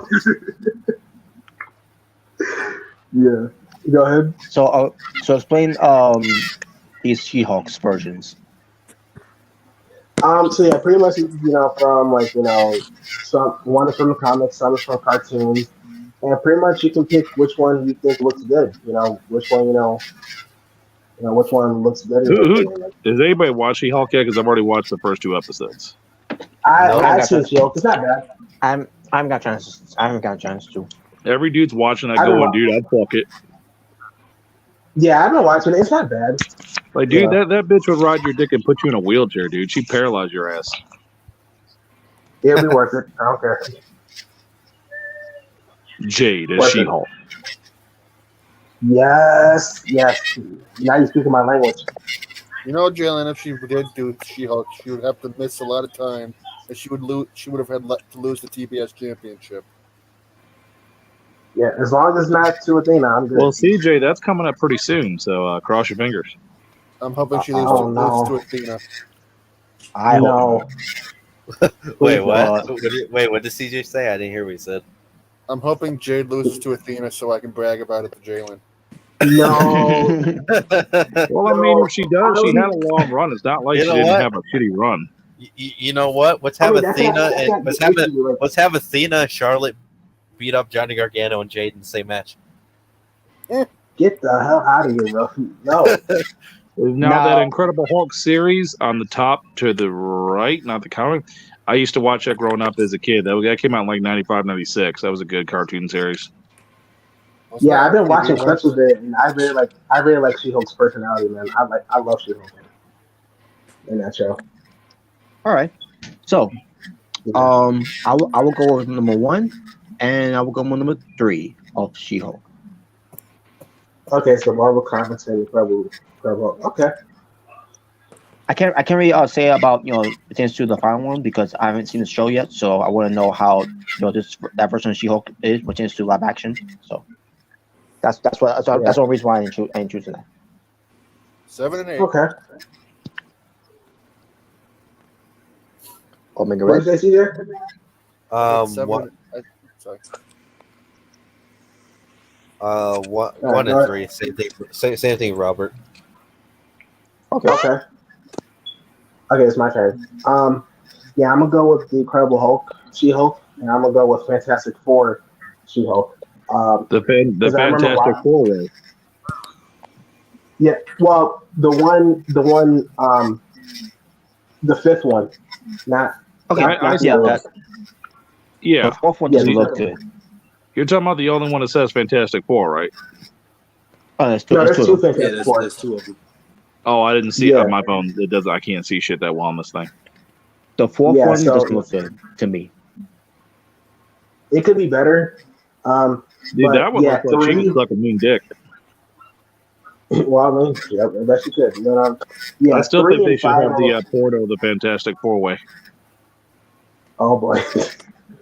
But yeah, 3 and 5. That's my most favorite ones because I've seen the Fantastic Four cartoon. When it came out in 2000s, and I love it. And She-Hulk, oh man, She-Hulk was good, man. She was really good. So yeah, 3 and 5. That's my main favorite She-Hulks. Some women wish they were She-Hulk just so they could knock the shit out of their man. They're like, I'm gonna beat your ass. Yeah. So, CJ, which one you picked again? 7 and 8. Okay. 7 and 8. Not bad. Yeah, because I remember. Yeah, because I think that's from the Ultimate Spider-Man cartoon. Right. Yeah. Oh, that Spider-Man cartoon sucked. Dick. But look at the bright side. They had Drake Bell as the voice of Spider-Man. I liked it. Well, it wasn't really because of Drake Bell, just because the show sucked in general, in my opinion. No, I said like that was the bright side. That was the bright side. That Drake Bell was the voice of Spider-Man. Well, from what I heard, there's not a bright side to that show. Jordan? Jordan. Yeah. Same as CJ.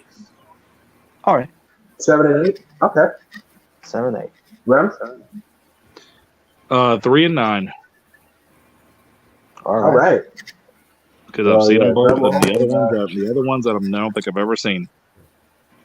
Well, before we Alright. get back to our normal scheduled programming, there is something that I that Robert wanted me to show like a couple episodes back, but I completely keep forgetting about it. But I was gonna say, please today's your God, lucky no, day, please everybody. God, no dick pics. Yes. Here it is. Here it is. Okay.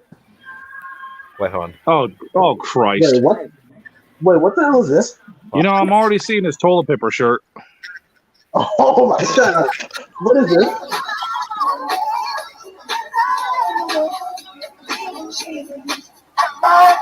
Who's that?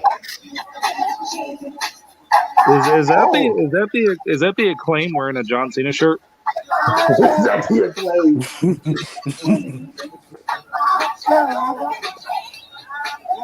You know, I would let you win if you weren't wearing that nut rag. Oh, whatever, man. All right. Yep, that was it. Okay. That's that is a work of art right there. Not the John Cena shirt because that's trash. But anyway, my god, whatever, dude. I mean, that was just a target for me to kick your ass and sue you in court. Now let me explain to you guys about what happened there, because I was actually there watching this guy's performance, and the sad thing about it is that his name was Robert, and I said to myself, there's only one real there's only one real Robert who's got the talent. You should have went up there and told him, I'll show you how to fucking do it. Yeah, I did 2 weeks later, but that'll be shared another time. But he was there, by the way, when I performed on stage. But again, I'll show you guys another time. But I'm seeing this. I'm seeing, so if he wasn't even singing, I mean, if he was singing, he was not singing loudly because he probably doesn't know the songs. He probably doesn't even know how to sing it. And he's and that moonwalk, I did a better moonwalk than he did. Now, you should have moonwalked all over his ass and be like, I'll show you how to do it, Smark. Yeah. I don't have the best moonwalk, but my moonwalk was way better than his moonwalk. I'll tell you that. Exactly. Here's a pack of gum. Let me show you how to fucking chew it. But go ahead. And I also want to say, it shows the type of person that he is. Or just him wearing a John Cena t-shirt. Shut up. I look at that motherfucker and thinking, so that's what happens when you order Ricky Iglesias off Wish. I mean, that's like Robert. That's like that's literally the same thing as trying to dance to a Weekend song wearing a Johnny Gargano t-shirt. I'm done. Really, dude? Oh, it makes sense. He's wearing the John Cena shirt. Like, what? Yo, fans of John Cena. Shout out to Virginia that just sent me a message saying she's watching our fucking panel. I like John Cena, man. Fuck him. Hey, we are John Cena fans. Yeah. Fans like John Cena. John Cena sucks. He's the worst wrestler to ever step foot in the ring. He fucking sucks. That motherfucker couldn't step foot in a fucking porta potty. Fuck him. Didn't draw shit during the PG era. He sucks and he's trash, and all he is Vince McMahon's little boy toy. Fuck him. Today in the news today, a man named Jalen was inside of a room and took everybody hostage. Oh my god! How dare you say that? Jalen fucking snaps. He's got like a gun and shit. I told everybody, I try to be nice about this. Now I need demands, damn it. I need Jade here in 5 minutes to sit on my face, and I want a brand new fucking Jeep. Wow, you read my mind, bro. But I was gonna say, yo, John Cena fans lacking talent. That's basically on what that person was. Robert, shut up, dude. I'm sipping on this thing called that's John Cena fanboys tears. That tastes so good right now. Oh man. Whatever, man. Whatever. Yeah, so I wanna sex you up. But I do want to say, I will be plugging a video of it later on. I gotta do some editing of it, but to show you how it was done, and I show that, and I did show that John Cena down the motherfucker how it was done. Oh my god! This It video is brought to you ends. by leaky penises. Just make sure you don't have one. And by the way, It never. when he was performing too, he Yeah. had his trash gang with him, doing their that trash moves and all. I So mean, John Cena, anything's better than the ashamed rapping. Anything's better than that. so John Cena had his chain gang, and he had this Robert, had the trash gang. Oh my Dude, God. you really should have went up there with the chest that like a jersey that actually said the trash gang, and just showed them how to do it.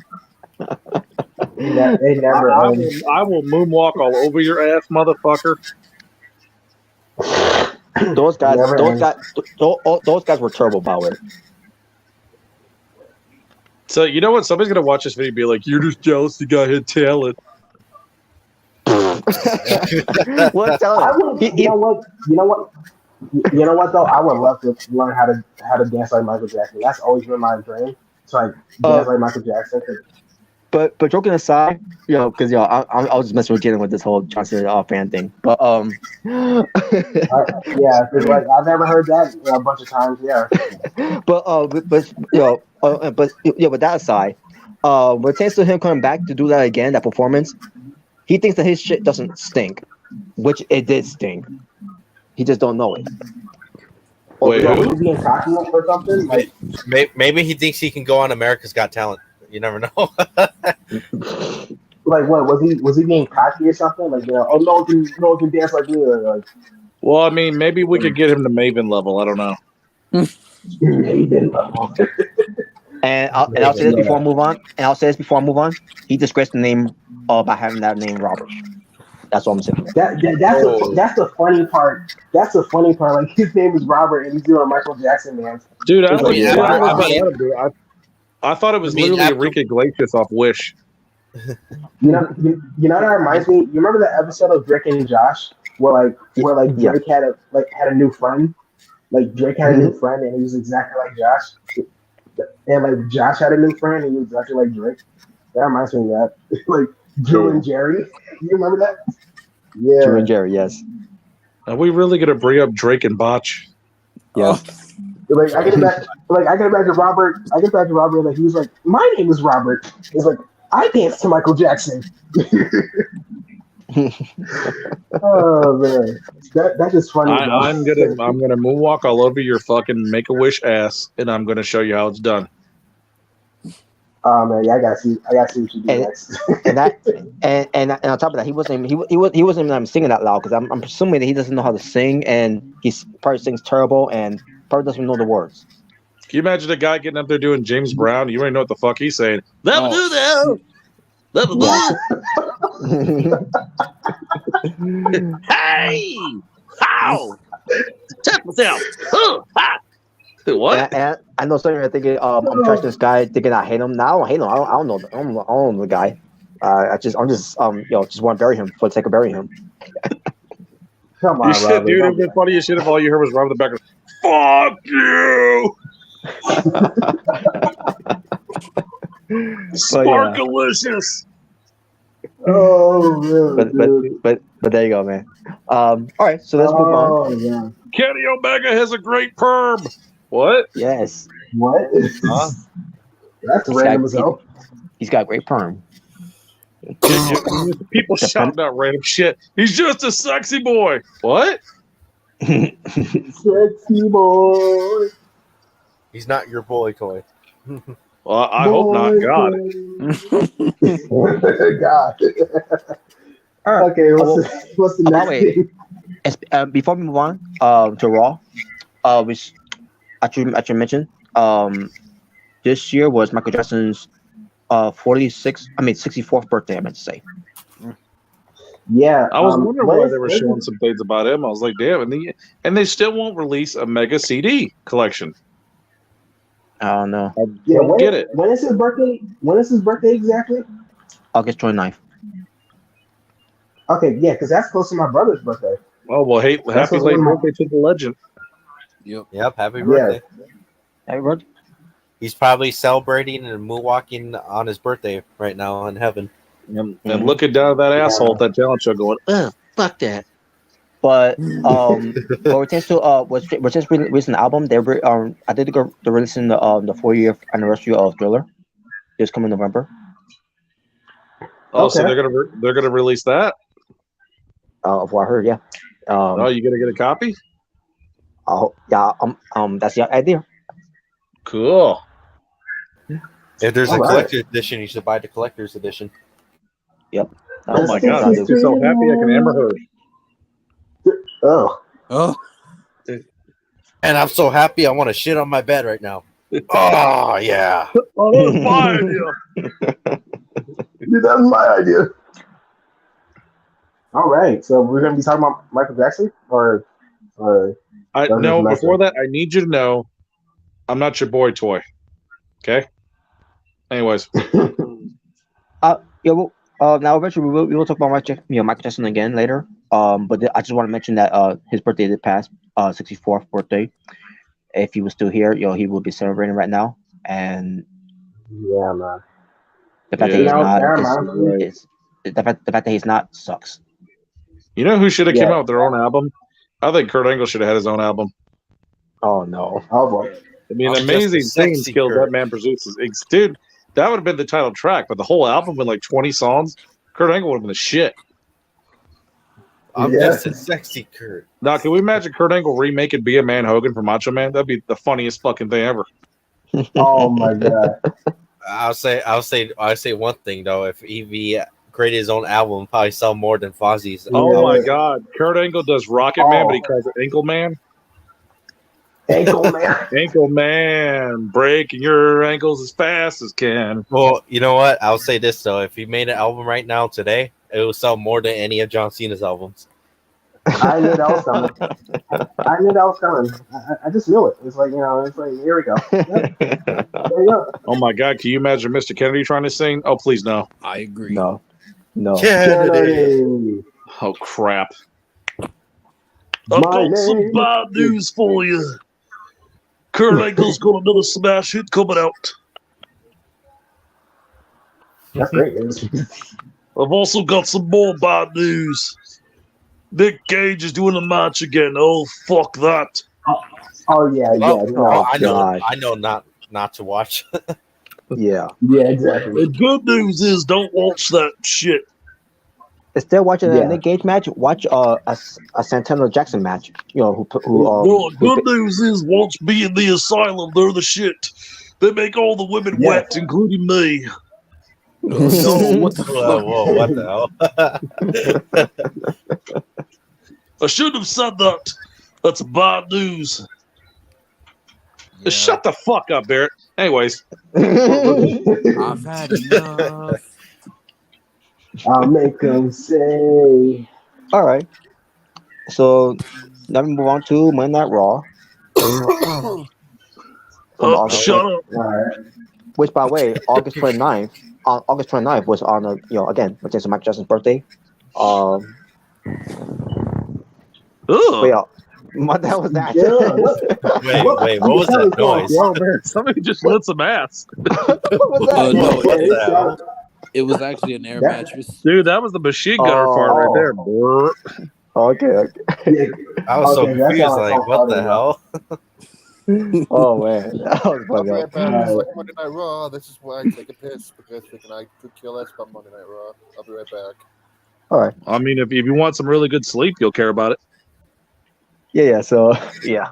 Well, with this Raw, we'll get to how this show rolls, and especially what happens in the main event. But WWE Raw from August 29th, 2022, Pittsburgh, Pennsylvania. You have AJ Styles and Dolph Ziggler versus the Judgment Day of Finn Balor and Damian Priest with Rhea Ripley. Yeah. It was a Rhea Ripley, honey. I like you better when you're blonde. I really do. Mm-hmm. I do miss the blonde, by the way, but I do understand why. Either way. Oh yeah, she can still get the thick dick, no doubt about that. Yeah. Size and large. But yeah, you still on that, bro?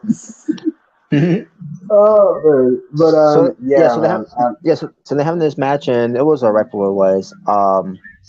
And then the Judgment Day wins. Yeah, obviously, yeah. And yeah. Wait a After the minute, match, Ziggler's still wrestling? yeah, he's still there. Yeah. Oh my god, dude, just leave already.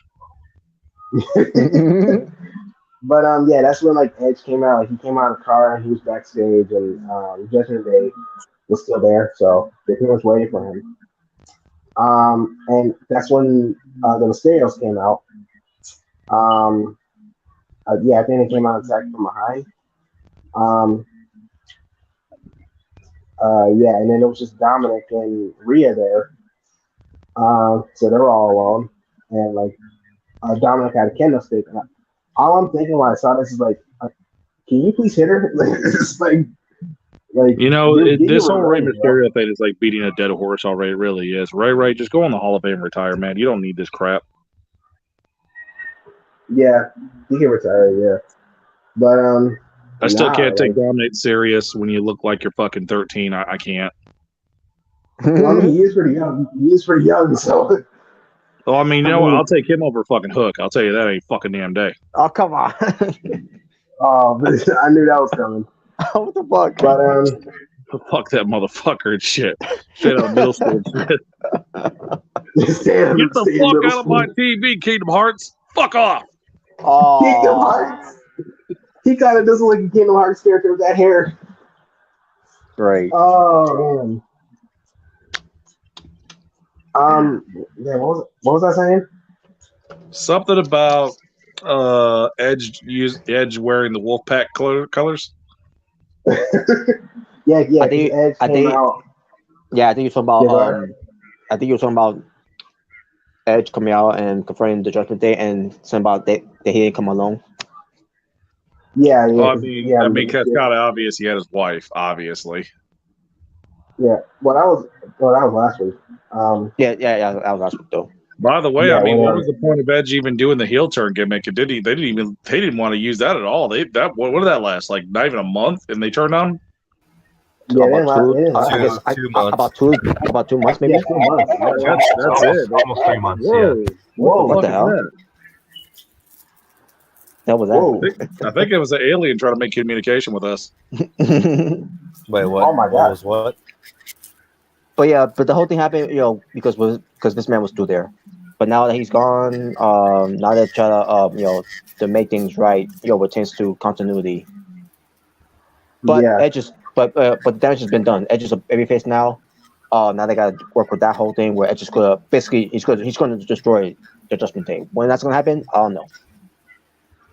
Yeah. I'm sorry. I like Finn Balor, but I can't take him serious as a leader of a group, as a badass. I just can't. It was so much better with Edge as the badass leader. It was. Yeah, it was. So much. But it was. But by the looks of it, Rhea Ripley is looking more of the leader of the group instead of Finn Balor. That's what I'm saying. The chick is, like, how is the girl bigger than your leader? How's that fucking possible? Oh, yeah. You gotta stick to the Bullet Club. That's what I'm fucking saying, dude. And why does Finn Balor look like he's wearing Shredder's pants? Fucking shit. Shredder's pants, dude. What the fuck? He looks like the Foot Clan and shit. Fucking Foot Clan. The Foot Clan, dude. But in Finn Balor's case, it'd be called the Finn Clan. My God, dude! Don't even. It's a good thing you're not around Vince McMahon because he would have took that shit in a heartbeat. Yeah. That's a great idea. Yeah, that's some action figures and T-shirts. Yeah. You know what? Let's put Butch in that group. Yeah. Yeah. You know what? We'll put Jalen behind the merchandise stand. I'll sell it.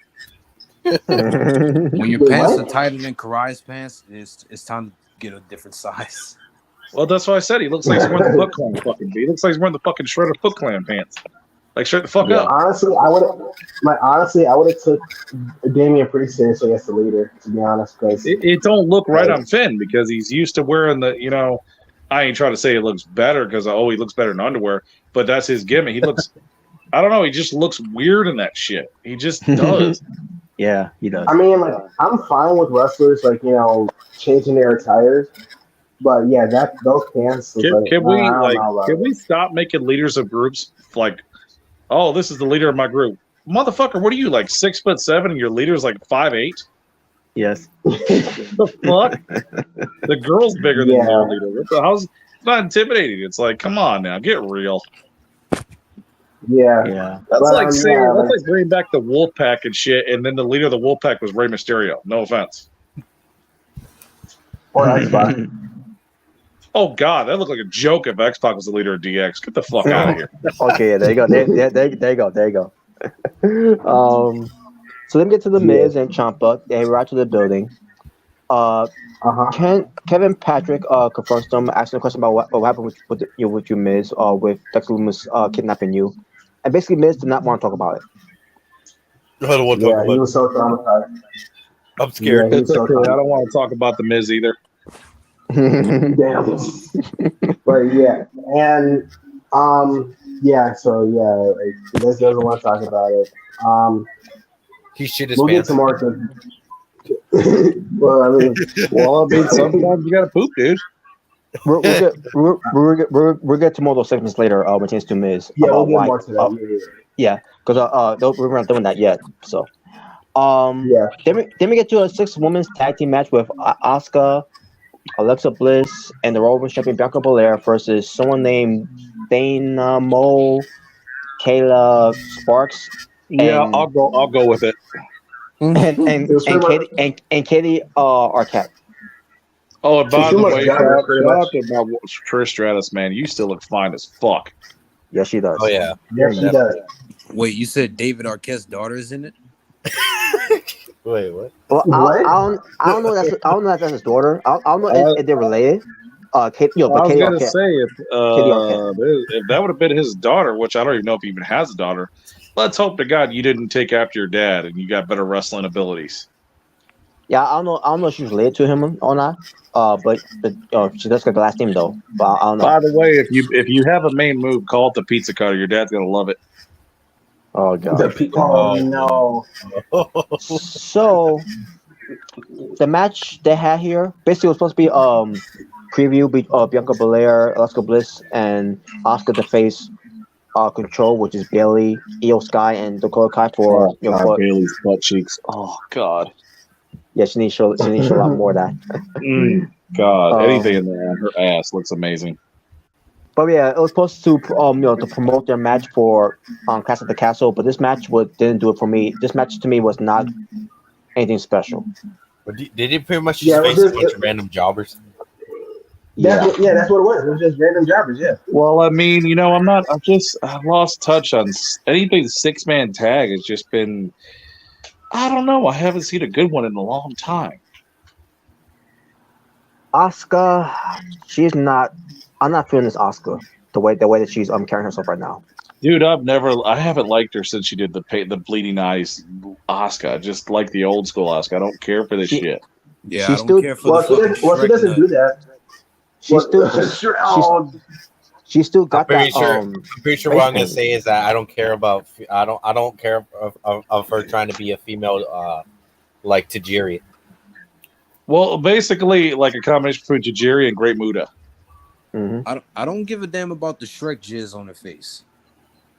Yeah, I don't care about her fucking having Hulk's jizz on her face. I don't care about that. Yeah, I hate that.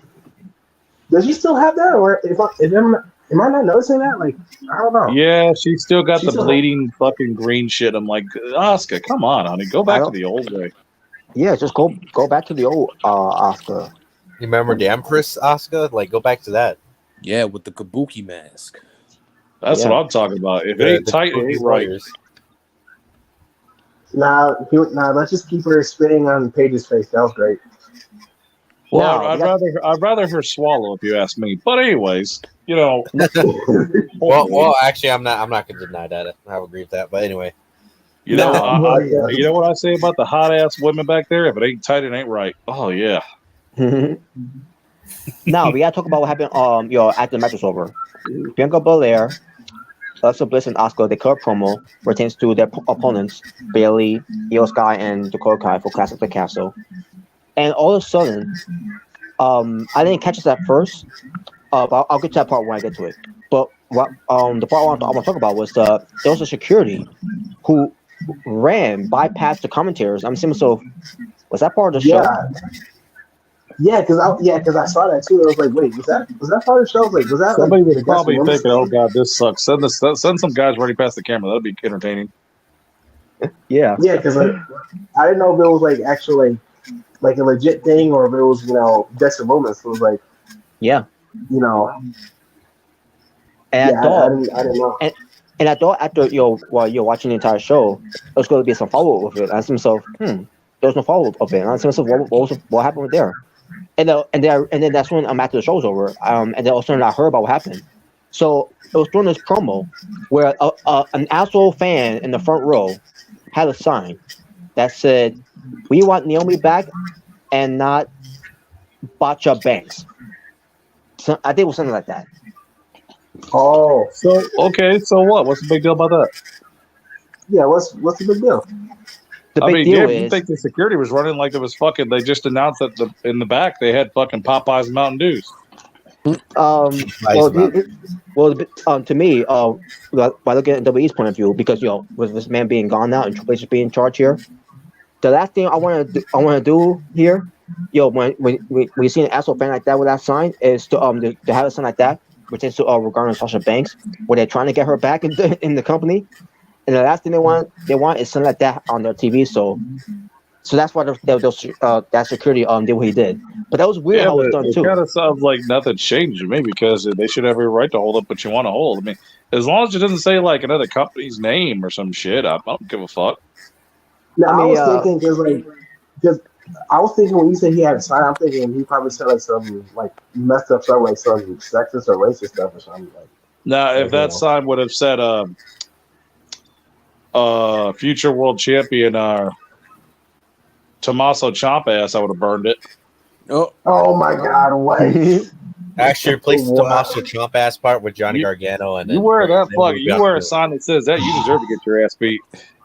Oh my God! I mean, you're a expendable asset at that point. There are certain degrees of signs that I do condone taking away. Now that one, when things to trying to get Sasha Banks back, I agree with that. With taking that sign away, because, like, dude, we're trying to get her back, and the last thing you want is for the see is a fan being an asshole. Dude, I would have held up a sign that said Vince Russo still has writing power. What is Sasha gonna cry? I don't think she will cry. I don't think she will care, but at the same time, like, if I'm part of the company, or WWE, and I want her back, I want to upset her. Pertains to an actual fan, having that sound like that. Look, if you can't take a fucking fan's opinion about yourself that you don't deserve to be a wrestler, get the fuck over it. Stop being so sensitive. Okay, if you're a celebrity, you know what the fuck you signed on for. There's gonna be people that are gonna tell me you suck, I hate you. There's even people gonna wish death upon you and shit. But you gotta get the fuck over that and do your thing. Fuck the haters. Do your thing. If you know you're the shit, you're the shit. Fuck these motherfuckers. Well, fuck what they said. Do your shit, Sasha. Get paid. Make that paper. Fuck that little fat fuck in the front row. Yeah, that's the thing. I don't know if Sasha Banks cares about that or not, but yeah, that's one of the things she do have to deal with if she wants to come back. Yeah, I think she does care a lot about that. It's like, oh, honey, get your shit, do your thing. Fuck what people say. You're the boss, man. You're the boss. Yeah, God, she sure is. She's the boss of my betting game. Give me that live bank up to your name, statement. the boss. I mean, I mean, Sasha, bring back that fucking purple pink. Bring back that pink hair, baby. I love the pink hair. Oh, yeah, go back to the Starfire look. Yeah. So there you go. And the promo wasn't anything good at all. So, but things good. It wasn't anything yet, so. Well, I mean, it is Monday Night Raw. And then The Miz with Ciampa backstage. Oh, fuck this. I'm out. And Anna Pierce walks in. And basically says, "Yo, do you want to talk about what happened on Miz?" And Miz's like, "No, I don't want to talk about it." And then God. And Pierce was like, "Well, Dexter Loomis was released from custody." And then Miz was like, how is that possible? And like, well, because you're not saying anything. You're not telling us what happened with you. Thank So God. Please don't shut the fuck up. So Miz was like, come on. so unless you want to say something Only on belts. right now. And Miz was like, I don't want to talk about it. So basically, Miz still doesn't want to talk about it. Dude, Destiny Miz must have I don't want to something talk. Maybe he's gonna say I don't want to talk about it. He made me watch John Cena's matches. Oh, whatever. No, you know what? The Miz don't want to talk because I told Creative in the background, tell him to shut the fuck up. I don't give a shit about the jizz. So, I don't want to talk about it. He made me watch GFW. Why are we talking about a promo? We could admire fucking Kenny Omega's beautiful hair. Why the fuck are we talking about the Miz? Yeah, Oh, lucky no. Jerry Carroll. That's what I'm saying. then- That shit is like fire. and basically Pierce like, I'm just trying to help. And then Miz like, oh, you're trying to help? You're help? You're basically saying, how are you helping me by putting me in the match against Bobby Lashley? Well, I am helping you. I'm helping you get your ass kicked. Don't you get it? Oh man. So basically, Miz like, just basically post him out, say, I gotta prepare my match against Bobby Lashley if you don't mind. And then Trump was like, yeah, leave, go. Yeah, get the fuck out of here. But they go. Dude, I would have turned around, interviewed the Miz, and be like, Miz, holy shit, you still work here? Fuck. Now I don't know what's gonna be the story behind why Dexter Lumis is targeting of all people the Miz, and now with the Miz being traumatized of all this and everything. I don't know. Dude, I would have been backstage looking at Dolph Ziggler with his new hair, being like, Sonny, I thought you were in prison. Oh shit, it's you. Fuck. What? Whoops. Oh, Whoops, got mixed up there. Oh man. Maybe the Miz is gonna reveal that Dexter Lumis trying to make him join the Dark Order. This video is brought to you by Lex Luger's Bionic Elbow Chips. Maybe he try to have Jordan. Also brought to you by Hot Sauce Condoms. Oh man, but also let me get to. Fuck yeah, dude. We get to WWE Hall of Famer Kurt Angle because this is his hometown of Pittsburgh, Pennsylvania. I figured Kurt would show up. I mean, yep. I still, at least they've got these memories because please, God, I still don't get why you guys sent him off losing to fucking Constable Corby, whatever the fuck he called himself. Constipated Corbin. Anti-smart Corbin. Constipation Corbin, whatever the fuck. And you had Corbin, him fucking bum-ass Corbin, whatever the fuck you want to call him. The fact that you had him lose by his own move. Yep. I will never forgive them for that with Kurt. They did Kurt dirty, man. That last match, that did him dirty. After the whole Kurt thing, I don't know. Honestly, I can't decide which one's worse, Sting or Kurt Angle, because they both did him dirty, in my opinion. Oh, Sting got done dirty. Well, he got done worse because everything they did with Sting was bad. At least with Kurt, he had a career there. Yeah. How the fuck do you go from beating like Rock and Stone Cold to I'm losing to this Applebee's employee? What the fuck? Mm-hmm. So with this fucking Rocky boxing glove, I don't know what the fuck that was either. But anti-smart Corbin was not the right guy to do it. No, like I said, it should have been John Cena. If you'd have had that badass long hair rocker Corbin, he had a good push, and you knew he was a bad motherfucker. Oh, by all fucking means, pass the torch to that motherfucker. But yeah, no. Like I said, I don't think anyone says it should have been John Cena. That should have been his last opponent. It would have made sense. Even Kurt Angle wanted John Cena. Yeah, and John Cena was there, so and I don't even like the fucking Marine. But I tell you what, if it would have been Cena, it'd been fine with me because you basically gave Cena his break. You did. Yeah. Jalen, you can thank Kurt Angle for John Cena. Well, basically. Even though Kurt Angle, John Cena didn't win the match, he gave you like what a Ric Flair did to Sting. He gave you the push. Yeah, that's what got you. That's what rocketed you right there. Was that fucking match? So it would have. And Cena was there that night. So if you would, why didn't you just end it with Cena? Why? instead of having I've been saying that. Man. instead of having Cena being Dr. Thugonomics to bury Elias on that night, you could have him facing Kurt Angle. I guarantee. Yeah, And you think about it. If Cena would have came out, he still could have come out with the chain gang gimmick and shit because the people would have, his fans would have liked it, and still, him the one giving Kurt Angle's last match would have made sense. But we're the WWE, we don't make sense ever. Nope. Yeah, it's the same thing. It's the same thing with WrestleMania Sting 31. and fucking Undertaker in the same building. Fuck I was just that. about Let's not put them in the same match. I was just about to say that. That's the same thing right there. It's the same thing. With Undertaker and Sting in the same Oh my arena, God! you don't have Finn any- Balor's in the same building as Kenny Omega. Let's not have him in the same match. Not at all. Fuck that. Nope. We'll just have Let's have Reggie versus Kenny Omega because that's money. Dude, Reggie versus- a fucking TLC match between Finn and the Demon gimmick with fucking Kenny Omega would be shit. The fucking shit. Mm-hmm. Yeah, man. But it was good to see Kurt Angle, man. You know, he was wearing his Team Angle jacket. So that was nostalgic for me. Oh yeah, that's right. I loved it, by the way. Team Angle attire with the You know what? middle. Fuck the whole WrestleMania. Let's just have Hogan for 3 hours dressed as Mr. America. I'm down. No, thank you. Nope. I'd rather watch Tony yeah. trashed over that. Oh, come on now, man. I mean, what's wrong with Hulkamania running wild, brother? When it comes think you crashing can even down, run and anymore. it hurts inside. Oh, yeah, So, that's called the hips. So Kurt Angle came out there with his Team Angle attire, which was great.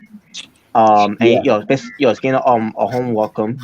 Now the one thing I didn't like is the fans still doing the whole "you suck, you suck." I already figured they wouldn't do that when his team song was going. I knew they were too, but I like some. So as soon as they start announcing he's coming out, and someone so, all right, Chris, great, Kurt coming out, and then I thought to myself, oh wait a minute, I forgot. If they play his music, they're gonna do the "you suck" chant thing, and then sure enough they did. And like, son of a bitch. You know, if I was Kurt Angle, I would have just talked back to the fans. Don't talk about your mother that way. Oh my God, these fans cannot go throughout while say you suck. Well, dude, what do you think they're gonna say? That they're gonna say that like they're gonna say the what chant. I mean, it's obvious. Yeah. That is, yeah. Because the what chance is still here, so it's never. I'm telling you, you know what, Stephanie? I'll tell you what. You may have a bitch gimmick, but Stephanie's fucking right. These people chant whatever the fuck we tell them to. I mean, they do. They fucking do. Well, honestly, they do. I can say go chant CM Punk for 10 hours straight, and he probably would do it. Hey, they chant everything. Watch this. Watch this. Hey. I shit my pants. Oh, I shit my pants. See? Fucking idiots. Holy shit. I mean, they really chanted "We are idiots." So watch this shit. Ever heard pooped on me? Ever heard pooped on me? See, stupid. I mean, did they chant that we are sheep to like Edge or something like that? Yeah, he did. You actually owned yourself, you stupid fucks. Remember Jericho cut that promo about saying these fans are idiots, and then the fans were saying we are idiots. Just fucking start chanting. We are basements. We are basements. I could have sworn back in 2019 when Daniel Bryan was saying the whole fans are fickle, and they were chanting "We are fickle" or something like that at one point. Dude, someone can chant "They are virgins," and they would be like, "We are virgins." Like they would do that. Well, I mean, there are some people that rock T-shirts that say "Virginity rocks." I mean, yeah, whatever. WWE fans are brainwashed shills. Yeah, we are shills. I won't necessarily. We have no life. I mean, I wouldn't say really WWE fans. I honestly would say wrestling fans in general or just like that. So. Yeah, because they chant some really stupid stuff. Yeah. I'm just saying wrestling fans in general. I'm not even just saying just WWE fans. Yeah. Guess what time it is, fans? Time to take out the trash. Time to take trash. Time to take trash. Haven't done that in a while, Take man. the trash I gotta go back to that. Yeah, it's time for the return of the trash. It really is. Have you ever heard of the fucking hefty bags? So Robert, you know what we should do? If you ever get if WWE ever gives you a free women's tag team title, you should do time to take out the trash. Yes, as a matter of fact, bring back the taste test too. There's some new Mountain Dews out. Oh yeah. Cool. I have yet to find All them right, so- two Mountain Dews. Otherwise, I'd be doing them. Has anybody heard about Now- that? Although it's been a year, but anybody tried that hot chip challenge that makes your fucking tongue blue? Nope. Oh, I know. Oh, no. I know what you're talking No. about. The one. Are you talking about the one chip challenge? Can you imagine someone taking that out and doing a challenge where he puts it underneath his sack? Dude, that would fucking hurt. Oh, What? hell. Why would you do that? Well, No, you got a that'd be- choice. Either you got Amber Heard taking a dump on your chest, or you take this chip. I'm taking the chip. Can I get both? Ew! So yeah, Kurt Angle, talking about being in Pittsburgh and all that, right? All of a sudden, we hear shush, please. Yes, I love this segment right here. I was laughing my butt off. Man, I was Oh my god! Yes. So Chad Gable and Otis comes out Alpha Academy to confront Kurt Angle, Is Jack Gable Yes. a librarian? and I started noticing it now. So Otis is scoring the beer back. yes. Oh, fuck that Gable. Dude, I love Chad Gable, man. He is one of my favorites, man. He is so funny. Does He anybody is funny, give a dude. shit about Otis anymore? No, I didn't really care about him. I no, never I don't really think cared. I don't think I ever cared about Otis that much anymore. No, I never I like did. I him. never will now. His I gimmick's does become- anybody remember when he won the Money in the Bank? Yes. Okay, so No, AJ. sadly, kinda, maybe. I don't know. I remember. Wait. By the way, wait. people, classic moments. Asylum rants on Otis back 2 years ago. Oh yeah, I remember that. Oh, Oh, yeah, tuck it, Oh, tuck yeah, it. Sticks and weights, That's baby. the Only things I remember Mandy, from my that- peach. You mean steaks and cakes? Oh yeah, sticks and cakes, baby. Yeah, Mandy. Yeah, whatever. Shut the fuck up. You know, I remember that. just imagine if Vince actually went through and had Otis win like the Universal WWE Championship. I'm surprised he never did after he won the Money in the Bank. You know what yeah. Vince should do to be turning heel? You know what? I'm gonna do something nice for you, Otis. I'm not gonna give you the championship belt. I'm gonna give you a salad. Oh, damn. You know what? That's solid. You may not have the world championship, but at least you have Mandy. Look, you know what? Here's a fucking coupon to Olive Garden. Fuck off. Yeah. The only things I remember from that match is Malachi Black and Rey Mysterio getting yeeted off the roof. Oh yeah. Oh yeah, I remember that. By, Dude, that was and- funny, by- bro. I was so confused. I'm like, wait, did Baron Corbin just kill him? Like, what the hell? yeah, anti-smart Yeah, that Corbin was- killed him. That was the funniest part when Oh yeah, I killed oh my god, he killed people. He killed people. You know what? I think That was Seth Seth Rollins should do another gimmick. Oh wait, we get Seth Rollins by the way. What pertains to I can't wait for this. You know, bro. we should Oh, I have can't Seth wait for Rollins come out as that 80s guy. But yeah, Chad Gable came out and he's saying how much of an inspiration Kurt Angle was since he is a former Olympic I think he won gold medals, right, Chad Gable? I know he was in the Olympics, Olympic wrestling. So so like he said he inspired him, and Kurt Angle said, I won a gold medal with a broken freaking neck, We know. Yeah. So pretty much he wants Chad Gable wants Kurt Angle to join the Alpha Academy. He's like, thank you. Well, you know what the Alpha Academy is. I mean, that's just basically a rip-off of that team that Kurt Angle had way back then with fucking Shelton. Dude, Jamaica. I love Chad Gable. When he America's did, greatest tag team, or the world's greatest tag Yeah. team. Yeah, Yeah, the like world's greatest tag team. they're a big-time rip-off off that Kurt Angle group. Big time. Yeah. Well, American Alpha was, yeah. American Alpha was. Oh, what's American Alpha? Wow. I don't know. But, Some dollar store, Steiner Brothers. Dude, Chad Gable's so funny. Like when he does the, thank you. Nope. And he does it in a very he does it in a very douchey way, which makes it more funny. I never. That's what makes it. That's what makes it funny. Oh shit, man. Thank you. Why I heard first started doing that whole thing of shush and then the whole thank you and just seeing how he's doing it. I'm like, okay, I get it now. I get it. Dude, this is gold, bro. This is the best thing he's ever done. Like, I'm legit crying, like laughing, dude. Andy Byrne and that Shorty G garbage they did with him. Oh god, Oh, this is way better. What are you guys talking about? That was like Hall of Fame material right there. Dude, that is miles better than freaking Shorty G's miles. Like, dude, this is gold. I love this. But yeah, you know, Kurt Angle, he rejects it, and he's like, and like Chad was like, "Excuse me, like, did you just reject my offer?" And then freaking Kurt Angle like shushes. Chad Gable was like, "You do not shush a shusher." and then they're having a freaking shush off, which was pretty much a callback to freaking Ric Flair and Kurt Angle's woo off. Like the woo off. Yes. Yeah. It was pretty much just a shush off. Oh man, I was dying laughing, bro. It was I was dying, dude. I was so like, this is the best segment. Oh man, I was crying. Oh man, Kurt Angle was still funny, and Chad Gable is funny too, man. Oh man, this was great. But fuck him. Thank you. Thank you. Shut up.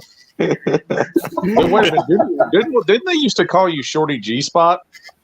Oh no, don't remind us. But it's like, why do you keep saying thank you to me? Why do you say it like that? You're so fucking, you little freak. What the fuck is wrong with you? he might be a freak. Who knows? You know, I guess he saw him watching WWE again after 6 years to be like, when. So why do you look like the love child of Vince McMahon and Ken Shamrock? Get the fuck out of my face. Oh man, you know what? Honestly, Chad Gable, he should have been the son of Kurt Angle. He really should have been. The more I watched this, like, and then Street Profits came out. Street Profits came out. Yeah, the whole Kurt Angle. And they were wearing Steelers colors since they're in Pittsburgh. So they're wearing Steelers colors, and they challenge. So it was pretty much Street Profits versus Alpha Academy to imagine. Pretty much stipulation was if Alpha Academy won, Kurt Angle would have to join them. Yeah. So if the Alpha Academy lost, Chad Gable had to go back to be Shorty G. Oh no! Thank God that didn't happen. Yeah. And Otis would have to go back. And Otis would have to go back to Tucky. That's a fun thing. Oh God! Fuck off. It's a fun thing. There's no what was his name again? Tucker Knight. Yeah, Tucker Knight. I've got some bad news for you. Otis is well returning PJs. Tucker Knight. Oh no. Yeah, he's gonna be called the world's largest fuck machine. So the match happened. With Kurt Angle sitting at ringside. I thought the match was good. They had there. The match was good. It was a good match. Except there was one problem. The fans didn't even give a shit. Nah. Yeah. This is really good match, but yeah, fans. I've got a question for you. What the fuck is the boneyard match? Oh my god. Obviously, the pretty Street Profits won, and I remember that. Yeah, I remember they were trying to give Kurt Angle a drink, but he was like, "Oh no!" And then Kurt Angle got his milk. Hardy. Fat Hardy! Wow. But yeah, Kurt Angle got some good old milk, and they were drinking some good milk. Yeah. So So I'm sorry, but Chad couldn't make me fucking laugh if I had laughing gas. Fuck him. I love Chad Gable. Chad Gable, I like Chad Gable, man. He's great. He's great. Oh man. Of course. I love his game. Wow. But that was my favorite segment of the night. Smarkalicious. And then we move away from that. And then we move away from that to what happened with they faced saw a video footage from earlier where Matt Riddle was on his phone, and then all of a sudden Seth freaking Rollins shows up and basically talking trash to Matt Riddle. And he was probably watching RV Weed sex tape.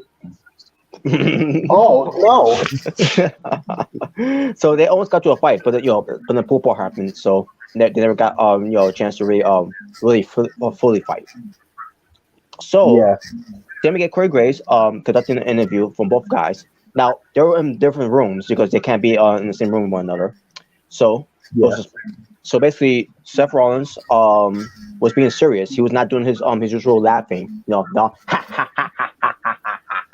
Well, I mean, at first he kind of was. Oh god, I hate when Seth does that stupid ass fucking laugh. What the fuck? First, God, you sound like a banshee fucking a buffalo. like at first he was. I'm CrossFit Jesus. Seth Rollins. But when they came back from commercial, like it showed what happened after the interview, and pretty much like Seth was like, "You still there? You still there, Matt?" Wait. Before we get to that part, basically the whole back and forth between the two was basically Matt Riddle wanted to get his hands on Seth Rollins for a long time for embarrassing him and all that, and then basically saying that he'll embarrass you just like Cody Rhodes embarrassed him and Roman Reigns embarrassed him, and then Rollins was like, when I'm done with you, Matt Riddle, I'm gonna make you be the next Cody Rhodes, basically put him on the shelf in a way. And then he's gonna move on to got the Universal title. And then also Matt Riddle mentioned something about you want to be the man. Well, guess what? There is only one man in the marriage that you're in, and that's Becky Lynch. And Rollins. I mean, that's something that we could have said though. It's kind of like something that would be coming. Yes. Yeah, but people always make jokes about Becky being the man and him being the bitch. It's kind of like a thing now. Yeah. I mean, but no, what Seth Rollins said, oh my god, like I did not expect this, but he said, the only time you were relevant is when you were wearing Big Boss Man's costume, bitch. Wow, that was funny. He did say that, but yeah, I remember also Seth Rollins saying like no one likes you, and I was thinking because Matt Riddle has some feud with certain guys like Seth Rollins himself, Brock Lesnar, Goldberg, Roman Reigns, like they have some issues with him, so that kind of reminded me of that. But like I said, what Seth Rollins said, oh my god! So like I said, Seth Rollins he was like, "You still there, right?" And he said, "Yeah, I'm still here." And then Seth Rollins like, "Yeah, you want to talk about my family? Why don't we talk about yours?" "Oh wait, you ain't got none because your wife divorced you and took the kids because they didn't want to see your bitch ass." I was like, "Oh my!" I gasped. I was like, "Oh, he went there." I never thought Seth Rollins would say that. That caught me off guard. That caught me off guard. I was like, "Wait a minute! No, he didn't just say that. Tell me he didn't just say that." Because that's true. Because apparently that whole thing is true. But it tends to obviously we all know the whole divorce thing happened, but we don't know why this whole divorce thing even happened. But basically, after Seth Rollins saying this, so is that part true? With that when she filed divorce on Matt Riddle, that she took the kids with, and apparently now he doesn't see his kids no more. Yeah, I was like, "Oh my god, he really went there." And then freaking Matt Riddle, he got legit. He got pissed. He's like, "Where the hell are you? I'm not gonna just beat you. I'm gonna f you up, bro. I'm gonna f you up." And he was like dropping f bombs. It was like, "Oh man, this is." I'm like, what the? Imagine how realistic it would have been to be like, "No, I ain't gonna beat you up. I'm gonna kill you" or something like that. I'm gonna kill you. Yeah. He said that he's gonna f him up. So it was like, "Oh man, this felt like." Felt like really personal. It was like, jeez. He's gonna be like, "Oh." As long as Matt Riddle doesn't say, "Come to Cleveland." Now, Omega Red, I know you're not a big Matt Riddle fan, obviously, but what'd you thought about the segment overall? I thought it was pretty good. Even though, I'm not a fan of Matt Riddle, but I mean, I'll admit he did a pretty good job in this segment. Make it as realistic as possible. Yeah, that was the thing. Like, it felt like realistic. Like, it felt like they actually had some like real beef, and like especially when Seth Rollins said the whole like divorce thing. Because because he wasn't doing like his laugh or anything. Like he was like acting like the Joker. Like it legit seemed like real. You Yeah. know, like And then what? yeah, like if it looked, And there was hit a little bit with Rollins and Riddle, where Rollins didn't want to work with Riddle at the time, because of yeah, I what of his remember that. of what because of what Matt Riddle was said about Becky Lynch. Yeah, yeah, I remember that. Yeah, so it was like, yo, like when he said that line, I was so caught off guard. I couldn't believe he said it. And then Matt Riddle just dropping f bombs. I was like, yo, like that, like that was really cool, man. That was crazy, dude. Yeah, it was, man. I was not expecting that, and that's how. And this is basically how they sell the feud between these two, leading to Castle to Castle. And I thought they could have done it a better way, to do this. So I thought this was a great thing that they did, how they booked it, and how it was This was presented. this was the best way they did it, man. Like, I mean, I was already looking forward to the match, but like Yeah. this, Now, like, really got me more excited.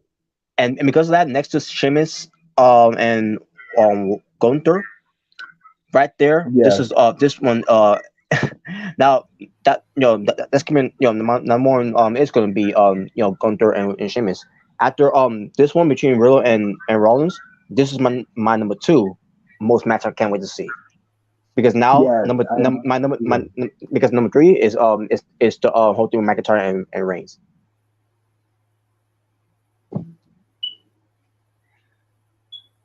So yeah, but basically this we're changing the segment here. This is how basically how it went down. We're changing Seth Rollins and Matt Riddle. And by the way, Matt Riddle is not being called Matt Riddle again. He's got his first name back. In case anyone didn't pick that up, he's not being called back, being as Matt Riddle instead of being called Riddle. So basically, Seth Rollins saying, "Hey Matt, you still there?" And, yeah, I'm still here. And like, you want to talk about my family? What about your family? Oh wait, that's right. You don't see your family anymore because your wife divorced your ass and took the kids with you. Now you can't see them anymore. Uh, you bitch ass. Burn it down. um, what'd you say, bro? Where are you, bro? I'm not gonna beat you, bro. I'm gonna fuck you up, bro. Bro. Anyways, but yeah, anyway, that was great. The Miz and Ciampa, they're walking backstage. They had to British having a match. Dexter Lumis was there. Basically, it's the whole thing where Miz is seeing things. So Dexter Lumis was there, standing there. Miz looks back, and it was just a security guard just standing there. Oh, okay. 'Cause everybody else Dexter Lumis there, but that basically they're doing something where Miz is seeing things, and only he can see Dexter Lumis, and nobody else can. So, um, so then we get to the match between Miz versus Bobby Lashley. Non-title match, by the way. And the reason why I say that is because Jimmy Smith, the lead commentator for Raw, and keep that in mind, lead commentator for Raw, coming into this match, and he saying that it's Miz is gonna become the new United States champion, because the whole thing where he's look like he'll beat Bobby Lashley. And I said, wait a minute, it's for the United States title. This is new to me. And then on commentary, I think it was Byron Saxton who said, it's not for the car. Yeah, I mean, it's not for the United States title." Yes, that was about you. And I see him. So your lead play-by-play commentator Jimmy Smith thought this was for United States title, and it ends up not being. I knew coming to show. I see him. So I don't think it's for the title. I think it's just a regular match. That has nothing to do with the title. And here you had your lead commentator of the show thinking it was for the United States title. Yeah. But the match itself, I thought it was alright.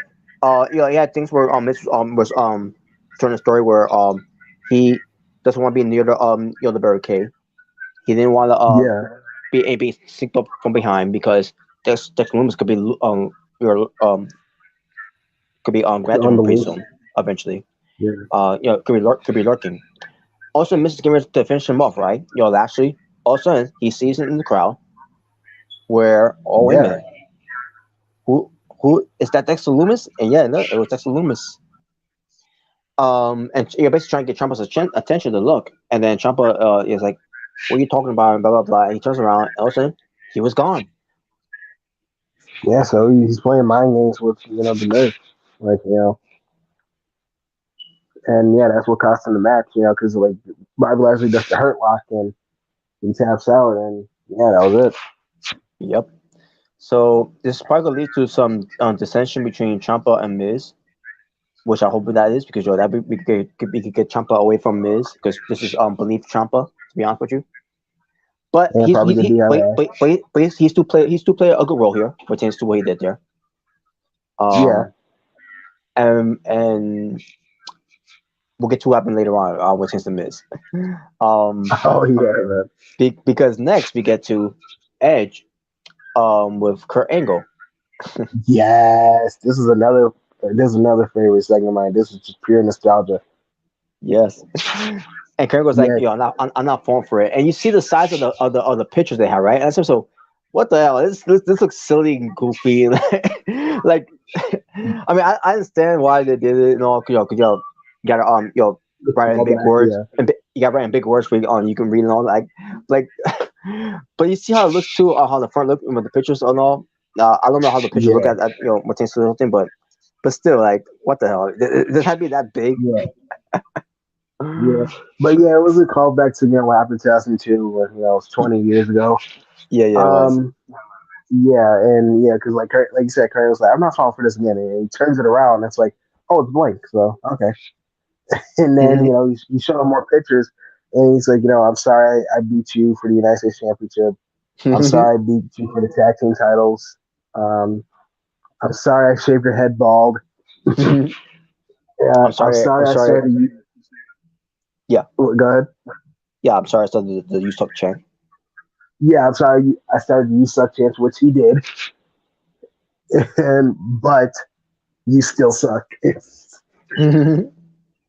So that was cool, Cowboy. Yeah. And then Edge leaves, and then Angle shows more, the picture of to Dominic Mysterio because they're in the locker room, and then as he's showing them that, and he turns it around, like he sees this, and I don't remember who he said, Kurt Angle, but it was something about Friday, something like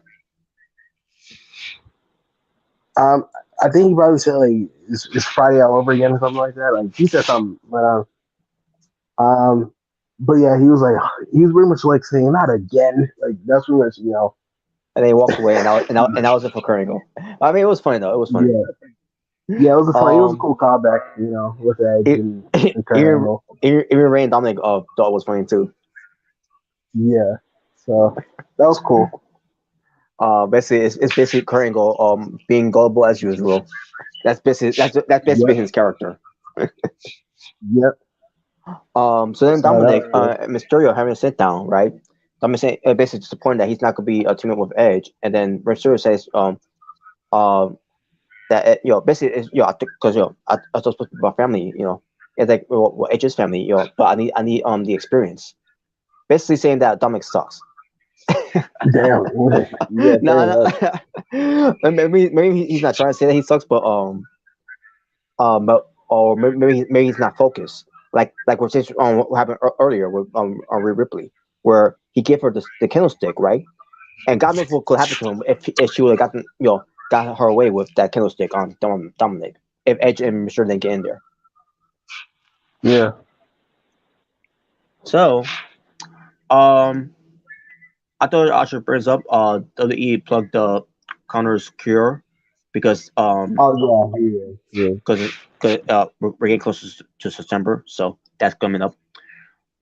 They show a video footage, a package I should say of it, and they should I thought it was good, and that's one thing I will give money to pertains to that, and not switching Gene Coleman. Yeah. Um. So yeah. And then you see Tyson O'Neil and yeah, some of the other the kids that survived the cancer. Um. Yeah. And Dane Ward was there too, by the way. She's also part of this too. Oh, she was there. I Yeah. probably didn't notice it. Yeah, and yeah, she was basically she was hugging this one of the kids there, like crazy, like okay, take it. And I was like, okay, take it easy, Daddy, but I remember. Yeah, I was saying he's probably thinking. I was like, oh, this is the best. This is the best day of my life. yeah, if you see the blonde chick, hugging that kid there, yeah, that was her. That was Dinner Warrior. Okay. And then we get to the Usos and Sami Zayn. Yeah. So they come out. They talk about their 730 days of being tag team champions. I'm sorry. I did talk about Roman Reigns. 730 Roman days Reigns. Yeah. of Roman Reigns being champion. And basically they're gonna have a celebration on SmackDown, for the Tribal Chief. And then Sami Zayn said he's gonna be the one conducting it. Basically, he cut off Jey Uso while he's saying that I'm gonna be the one conducting that celebration. And then, but Jey Uso he's got something to say now. About being the dominant tag team champions in history of the WWE. Mm-hmm. And saying that nothing changes pertains to the the bloodline, because they but you line them up, you knock them down, whatever, the whole thing. And it's gonna happen again, and it's gonna happen at with this Roman Reigns beating Drew McIntyre at Clash of the Castle. Yep. All of a sudden, Kevin Owens comes out, and basically wants to let them know that your boss Roman Reigns owes me one. And then Jey Uso's like to Zayn, like, that's your boy, it's just your boy. And then Zayn was like, technically, yeah, he's sort of my boy. And then we'll get your boy. We'll get your boy Moose before I get him, Moose. Yeah. So Sami Zayn's like explains to Kevin Owens in a way that Roman Reigns said that he doesn't owe anyone, anybody, anything ever. Yeah. And Kevin Owens basically let Sami Zayn know that you find a way to be more stupider ever since you grew your hair out. And basically let him know, do you know who you are? Because it seems that you've forgotten who you are. You are one of the greatest in-ring performers of all time, and you're you're a Bloodline's personal clown. Yeah, I remember that's what he said. Yeah. And then Sami Zayn was like, Owens doesn't. They say, you don't know what you're talking about, Kevin Owens. Like, they like basically saying Owens can't get his head around the fact that the Bloodline likes him, and it's basically Jimmy Uso and me, we're tight and all that, and they do the handshake thing and all, and then he says, and then Jay, we're working on it. And he said, but more importantly, Roman Reigns likes me. Yeah. And basically said, and four of us united, destroy McIntyre. And then Jey Uso starts coming off Sami Zayn by saying, and we're gonna drop you, like we did to Drew McIntyre, Oos. So you better turn around before you end up being like McIntyre, Oos. So then Owens teases he's gonna walk away, and then he gets in the ring, and basically tells off Jey Uso, and then basically I remember you and Paul Heyman cost me the match against Roman Reigns, which that's storytelling there. Yeah. It was cool that they brought it up because they were feuding in SmackDown in 2020. So yeah. And Sami Zayn tried to keep things in peace and all that, right? Because Jey Uso was about to lose his mind. So then, Kevin Owens like, this part we're gonna have a match, so let's get a referee out. Yeah, and Yep, the referee came and we got an impromptu match.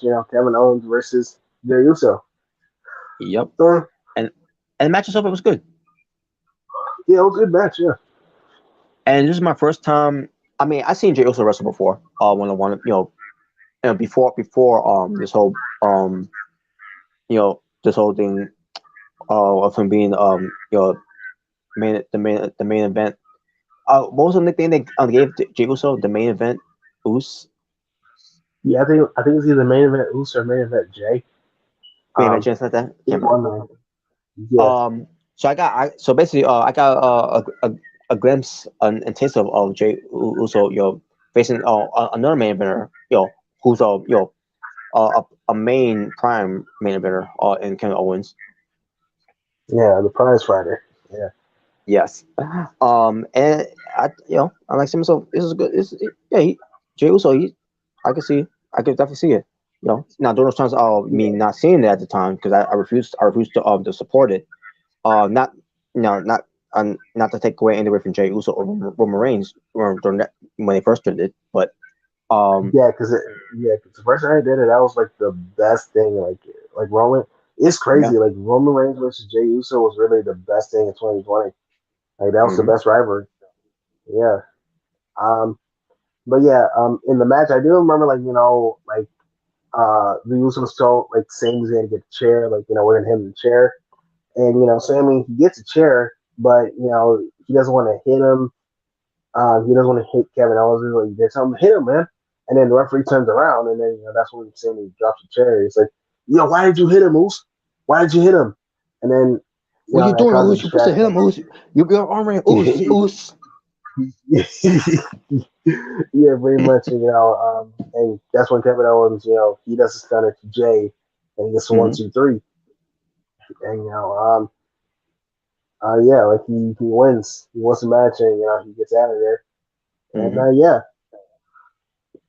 Now, I'll say that season where Sami Zayn is going to eventually turn babyface, turn on the bloodline to be aligned with Kevin Owens, and then eventually yeah, when they get a chance to do it, maybe around Survivor Series, Usos versus Zayn and Owens for tag team titles. yeah. Yeah, the Sammy and Kevin show versus the Usos for the tag team titles. I can definitely see that. I could definitely see that happening. Um, yeah. So yeah. I I definitely enjoyed the match. It was definitely really good. And yeah, I definitely see them, planting seeds of Kevin and Sammy come back together and face the Usos for the tag team titles. Mm-hmm. Which I could probably see them beat them. I could see that. So yeah. So yeah, apparently because this happened, now Roman Reigns is not gonna be happy about that outcome. What happened there? So Yeah. we're gonna see how that transpire on SmackDown. Mm-hmm. We get Bailey with Dakota Kai and Io Sky talking about their talk about some like basically Bailey talks about Bianca Belair returns to WrestleMania and talks about her being the role model again. Then Dakota Kai talks about we're gonna take over the entire company, and then Io Sky talks about they're leaving Raw as new tag team champions, which that would have been a great idea. That would have happened instead of going with the we'll get to that. Yeah, we'll get to it. I got something to say about that. um, the Miz walks into his SUV. Ciampa catches up with him, Mm-hmm. and for a reason, Ciampa's got glitter all over his body. He does. Yeah, He I mean did. it wasn't. I mean it wasn't. I mean it look. By looks of it, unless he was having a nice hot shower and his body looking all Maybe shiny. because I didn't know it was gonna glitter. Oh, like what the hell? So basically, Miz like, I'm fine. I don't want to talk about it. Blah blah blah. Oh, no, I'm sorry. He said he said I'm fine. No, I'm just gonna go. And then Kevin Patrick shows up. And he's like, no, I don't want to talk about it. And Miz gets in there. He goes drives away. And I knew this was gonna happen. So all of a sudden, from the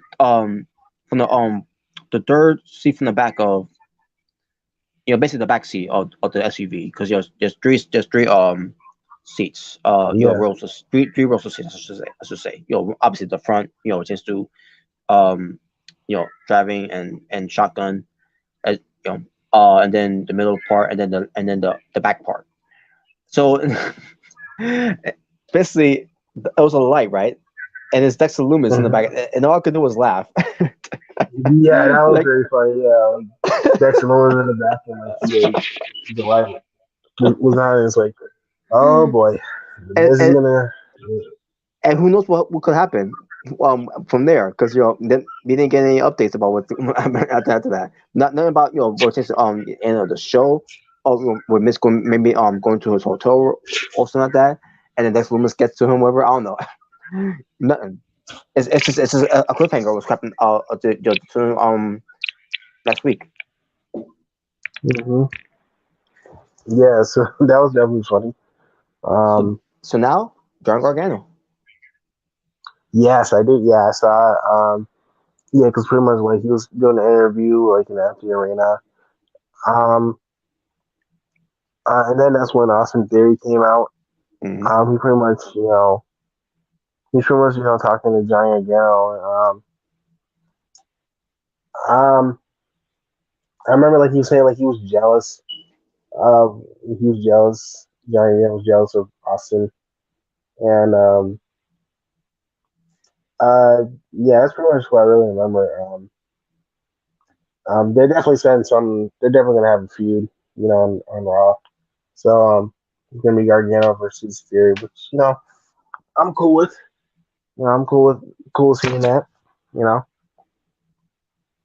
By the way, you know. I just wait to 4 weeks to pass by, and we're gonna see Theory's name go back to be Austin Theory. Yeah.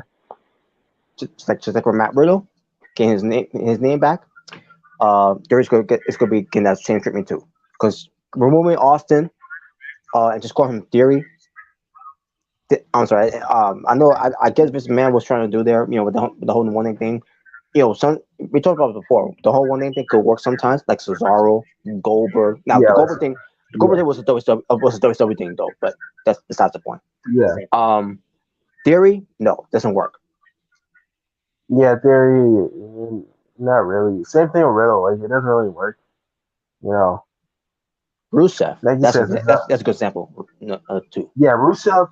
Yeah, Rusev that can work. Like Rusev, Cesaro, Goldberg. Those are good. Single names. Like they work. But like Riddle and Theory, and I remember one time at point Ali. This doesn't Ali really didn't work. Riddle didn't work.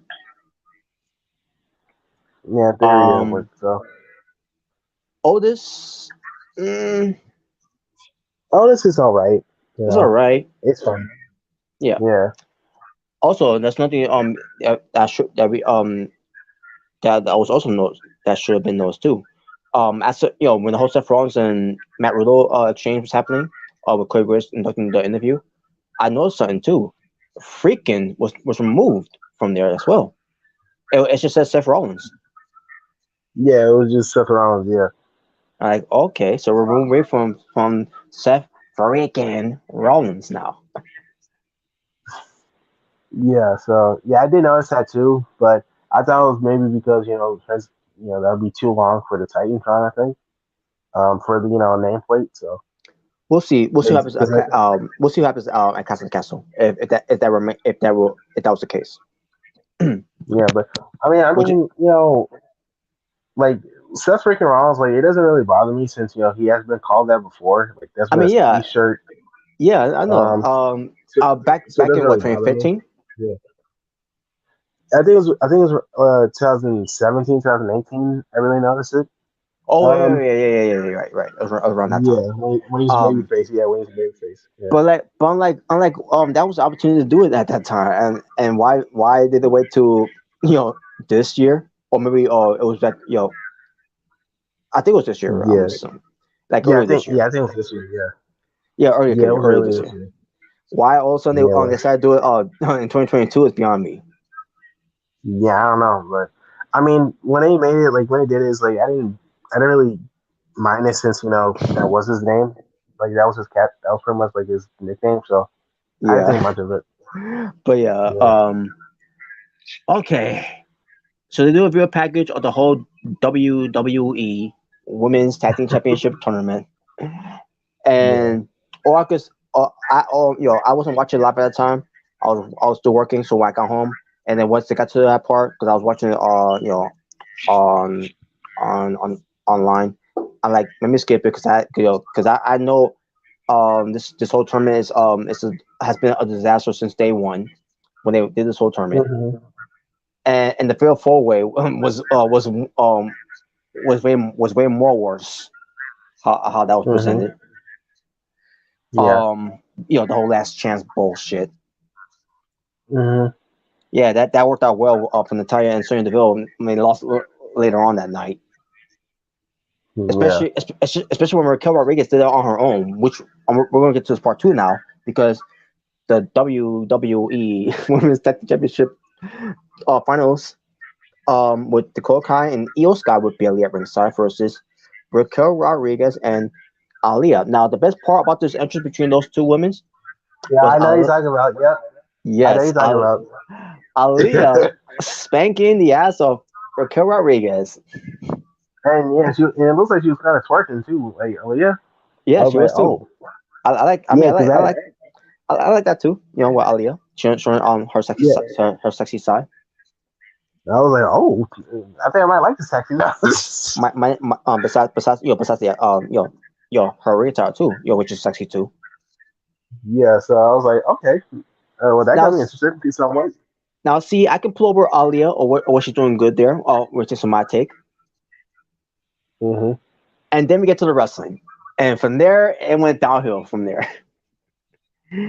for Yeah. Aaliyah. Now I don't remember the match completely. I do remember the ending. Where pretty much where like Team Bianca, Bianca, Asuka, and Alexa came out. Pretty much like to take out Bailey, right? And that pretty much caused a distraction. And then I think that's when Raquel did her finisher, and yeah, like Raquel got the 1, 2, 3, and they won the WWE Women's Tag Team Championship. So I was actually shocked about it. That would have been I was like, a better way to do it. Instead of having Aaliyah do it, but that's not what happened though. Um, so yeah, what happened? so basically, Aaliyah she did do something at first until they got they took her out, which is the double Miora, Io Sky did to her at the steel steps, and I said to myself, well, I knew I knew where this was going. It basically is the same booking they did on SmackDown with Aaliyah being it's gonna be laying outside for most of the match while Raquel Rodriguez do all the work. That's basically what it was, and sure enough, that's what ended up happening. And by the way, during this whole thing where they're doing this match, Dana Brooke, uh, Piper Niven, Nikki, Ash, and Tamina were backstage watching on angrily because they're not in this match. And I said, so, well, because you both suck. And that's about to take the teams. And on top of that, I didn't realize it, but apparently Dana Brooke did not have her WWE 24/7 belt with her. Maybe they finally got rid of it. Who knows? Which I'm not complaining. You know, but so then Raquel was taken out. I mean, not Raquel. Ali was taken out again. Oh no, okay, wait. So yeah, so she was sent to the steel steps, and then Io Sky did the running knees to her in the steel steps, which took her out of the match. And then during the commercial break, she was taken out again, where I guess Raquel was trying to go for the tag, and Dakota, I think it was Dakota Kai who took her off the apron, whatever, and sent her to the barricade, whatever, and Aaliyah was gone for the rest of the match.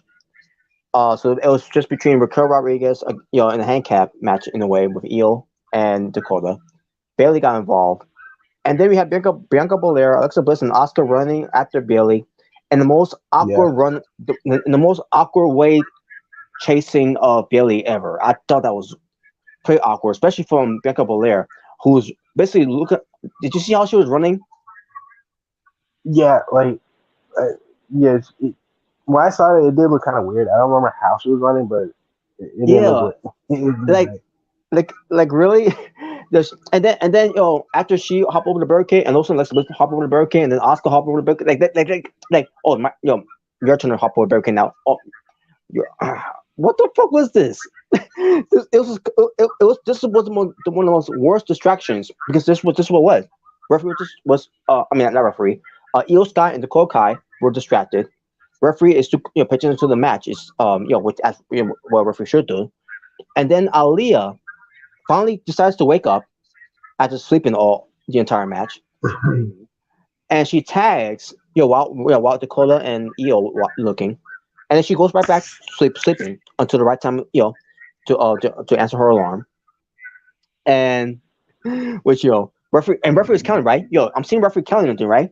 And how the hell is Io Sky and the Dakota not seeing why referee is counting? Maybe they can maybe that he's doing he's counting one and done, because one because they're both in the ring at the same time, but he's not pitching to them. He's pitching to the on the outside. He's counting on the outside. How do they not see that? So they're beating up on Raquel Rodriguez. By the way, I got mentioned too. By the way, before the distractions happened too. By the way, happened. Io's got to her moonsault. That's the first sure. Which I think they're calling it over the moonsault. Yeah, over the moonsault. Okay. And Raquel Rodriguez kicks out of it. And I said, so what? Why would you have her kick out of her finisher move like that? You had Raquel did it? Raquel Rodriguez kicked out of her finisher move over the moonsault. That's Io Sky's moves. That's her finisher move. Yeah, I know. Why couldn't you have Aaliyah, who's laying out there, coming in there in the right time to break it up, and then you could have her thrown out the ring by Dakota Kai or maybe by Io, and then you could have done that finish. That still would have made it better, based on how they ended this. But why would you do that? You're trying to sell on that's her finishing move, and then you have her Raquel Rodriguez kick out of it. You gotta make Raquel look strong. So I just thought I should mention that. I just thought to mention that. So then so again, back to Aaliyah. She tagged herself in, and then she goes back down hiding, and no, Kai and Io doesn't know what's going on, and they see and they don't know it's referee counting on the outside, not knowing that Aaliyah tagged herself in. So then they did Kai did some kind of backbreaker move onto Raquel, and then Io did some kind of crucifix driver, thinking that that Raquel was legal, and then Kai is doing the ring, by the way, which by the way, she was not legal. It was Io who was legal, because Io never tagged in Kai. So Aaliyah runs in, she does the unaspiring, ultra devastating fruit roll up. I haven't said that in a while. Shout out to BC, by the way. Yeah. And she got the win with a fucking roll up, because Io Sky and Dakota Kai are freaking idiots that didn't realize. Basically, that's what they made them look out to be, making them look like idiots, not knowing what's going on, of their surroundings, of what was going on there. So your new tag team champions, who are not even a tag team, never thought them as a tag team, never even once been considered as a tag team, ever since this stupid tournament happened, which has been garbage, trash, a dumpster fire, a disaster, a trash legend segment of trashing out.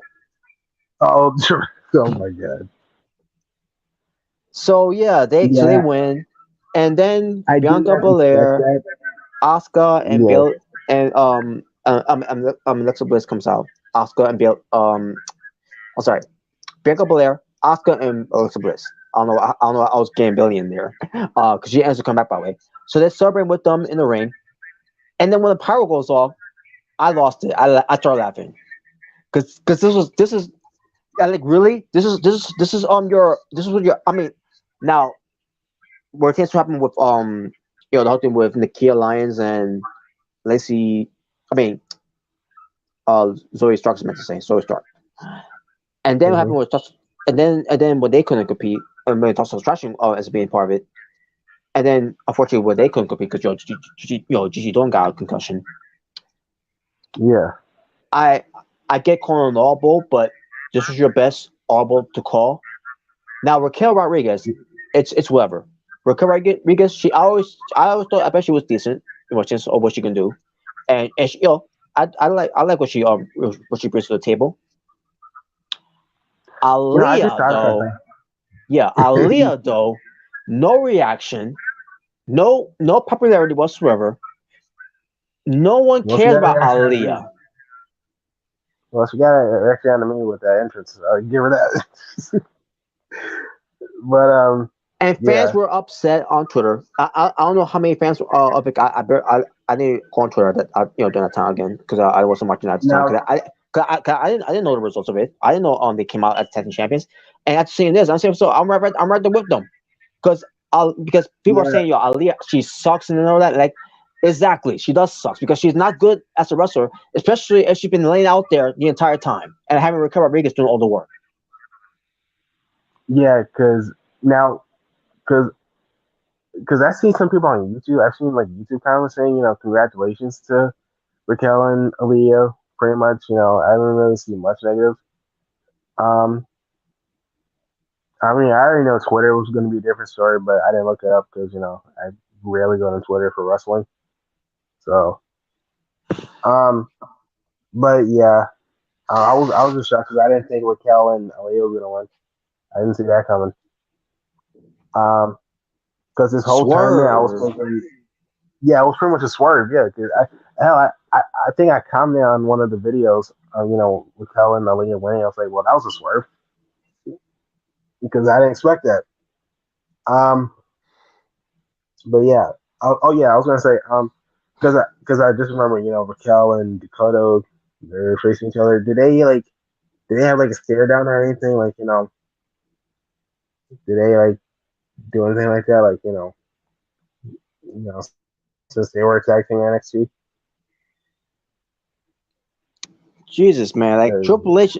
I don't know what Triple H is fetish with Aaliyah here. That he's got he's desperate to try to get this woman over. He's not gonna give up on her. There's something there's something about you. There's something that that's gonna make you popular, a big star and all that. I don't see it. You know what it was? It was that entrance. That's why. That was that entrance. My God. She's hot, man. I mean, yeah, she is hot. I get. I'm not gonna take that away from her. Obviously, look at her. She's freaking gorgeous. Yeah. But she sucks. Like I said, I did not expect them to win. I was expecting the Control to take the gold and And this was your main event. This was your main event on Monday Night Raw, and people were angry about it. Well, Triple H, you get what you get. You got the backlash. These fans that was willing to give us a chance, a short chance, giving you a chance to to do something, pertains to at least having given something to Dakota Kai and Io Sky, and you decided not to give it to them. And another thing, Dakota Kai, she can't get away from any bad luck from just Aaliyah, especially what happened last year, losing to a horrible DDT spot from her on main event. And now here, that happened. Getting yes, it was a bad DDT, and she beat her with 4 too. Aaliyah beat Dakota Kai with a horrible DDT. Wow, I didn't even know that. And now this year she gets rolled up by Aaliyah, and now they're the new tag team champions. Aaliyah is a champion in WWE. Well, at least she can say she's a champion. So, well, there you go. What the hell? Now, what I was thinking when this happened, I was thinking, I don't know if Triple H is trying to save this for a bigger event, like he was trying to save for a pay per view. For Control to win tag team titles. I'm not sure. That was like the only thing I could really think of. By the way, I don't know. with Triple H, being in charge of it, you think we'll be seeing the women's pay per view back again? Evolution 2. I was thinking because more Stephanie really. Uh, Oh yeah, they probably will bring that back. I really don't want to. I really don't want to see it, but I don't know. Um, but yeah, it was like I said, it was definitely a swerve that I did not expect. I did not expect Raquel and Aaliyah was going to win. I thought it was going to be, pretty much easy. But once I saw Bianca and Asuka and Alexa came out, I was like, oh no, I think Raquel and Aaliyah is actually going to win. And look what happened.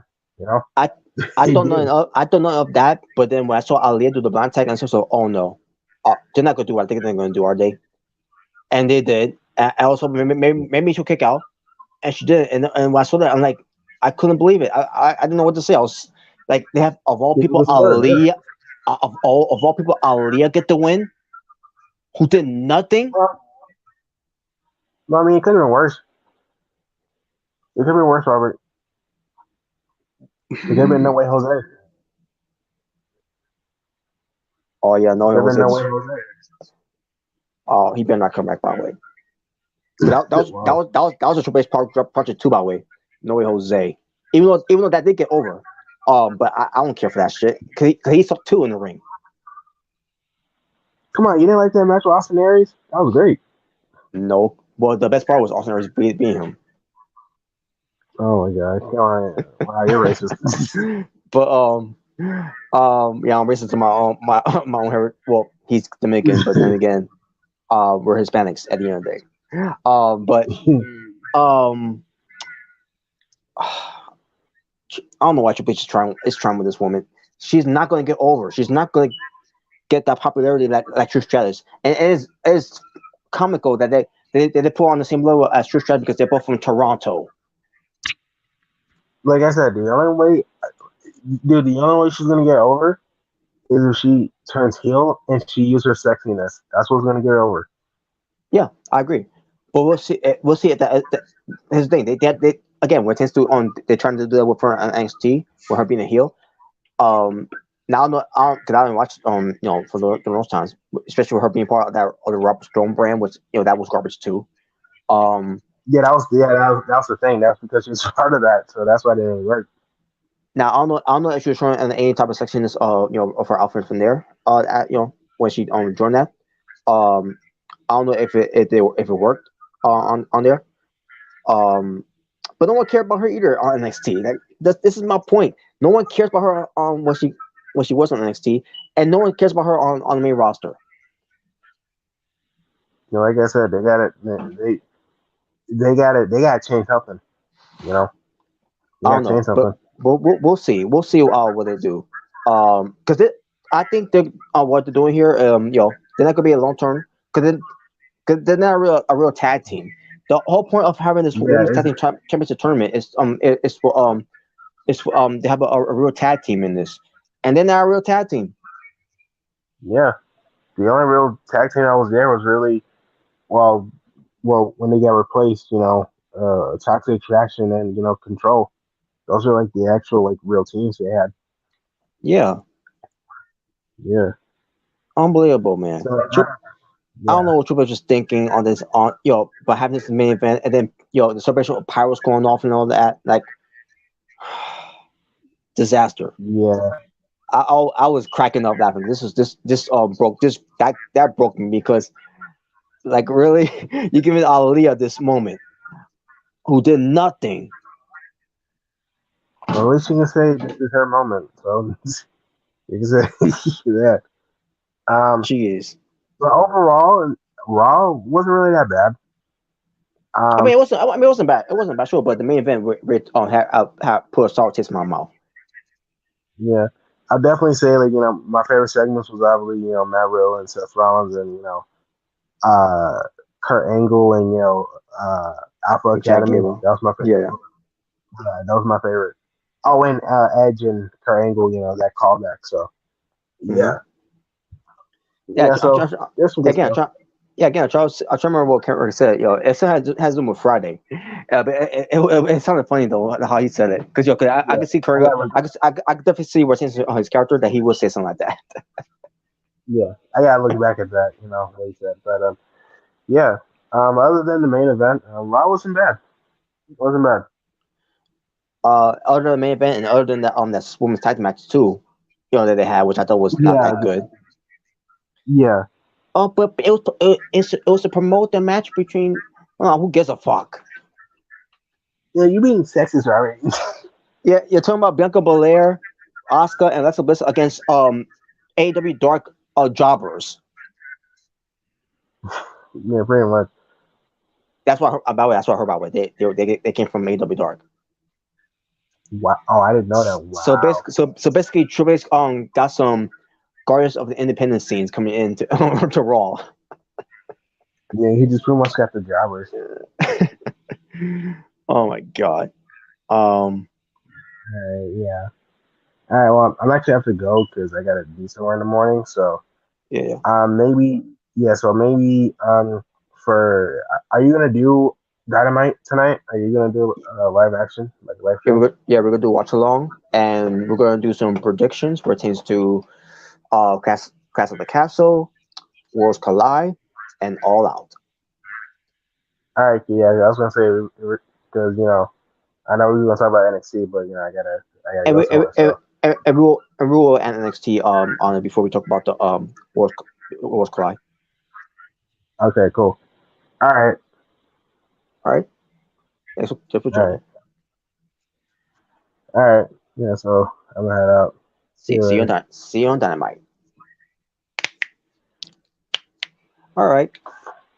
So before I end this, folks, I want to make sure I want to bring up one thing before I end this, and it has something to do with Jennette McCurdy, the former Sam from iCarly.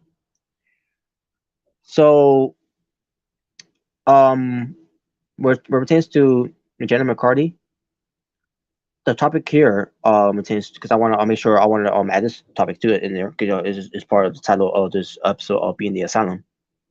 Is Jennette McCurdy got pissed at Ariana Grande for skipping Sam and Kat filming to be a pop star, and the word that she used, Jennette McCurdy, I think it was Jennette McCurdy because again, Jennette McCurdy was pissed at Ariana Grande, and the word was fuck this.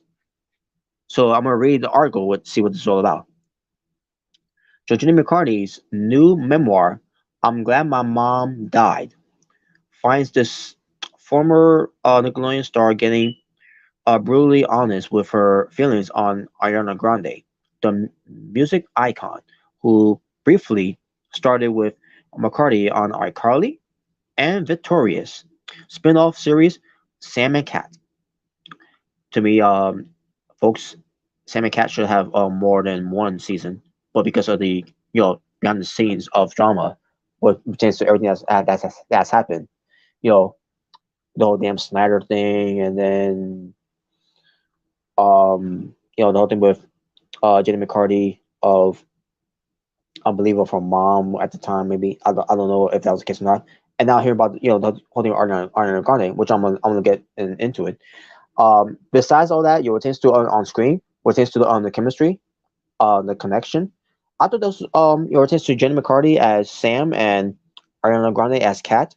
It tends to the show Sam and Kat. I thought it could be something something great coming out of iCarly and Victorious.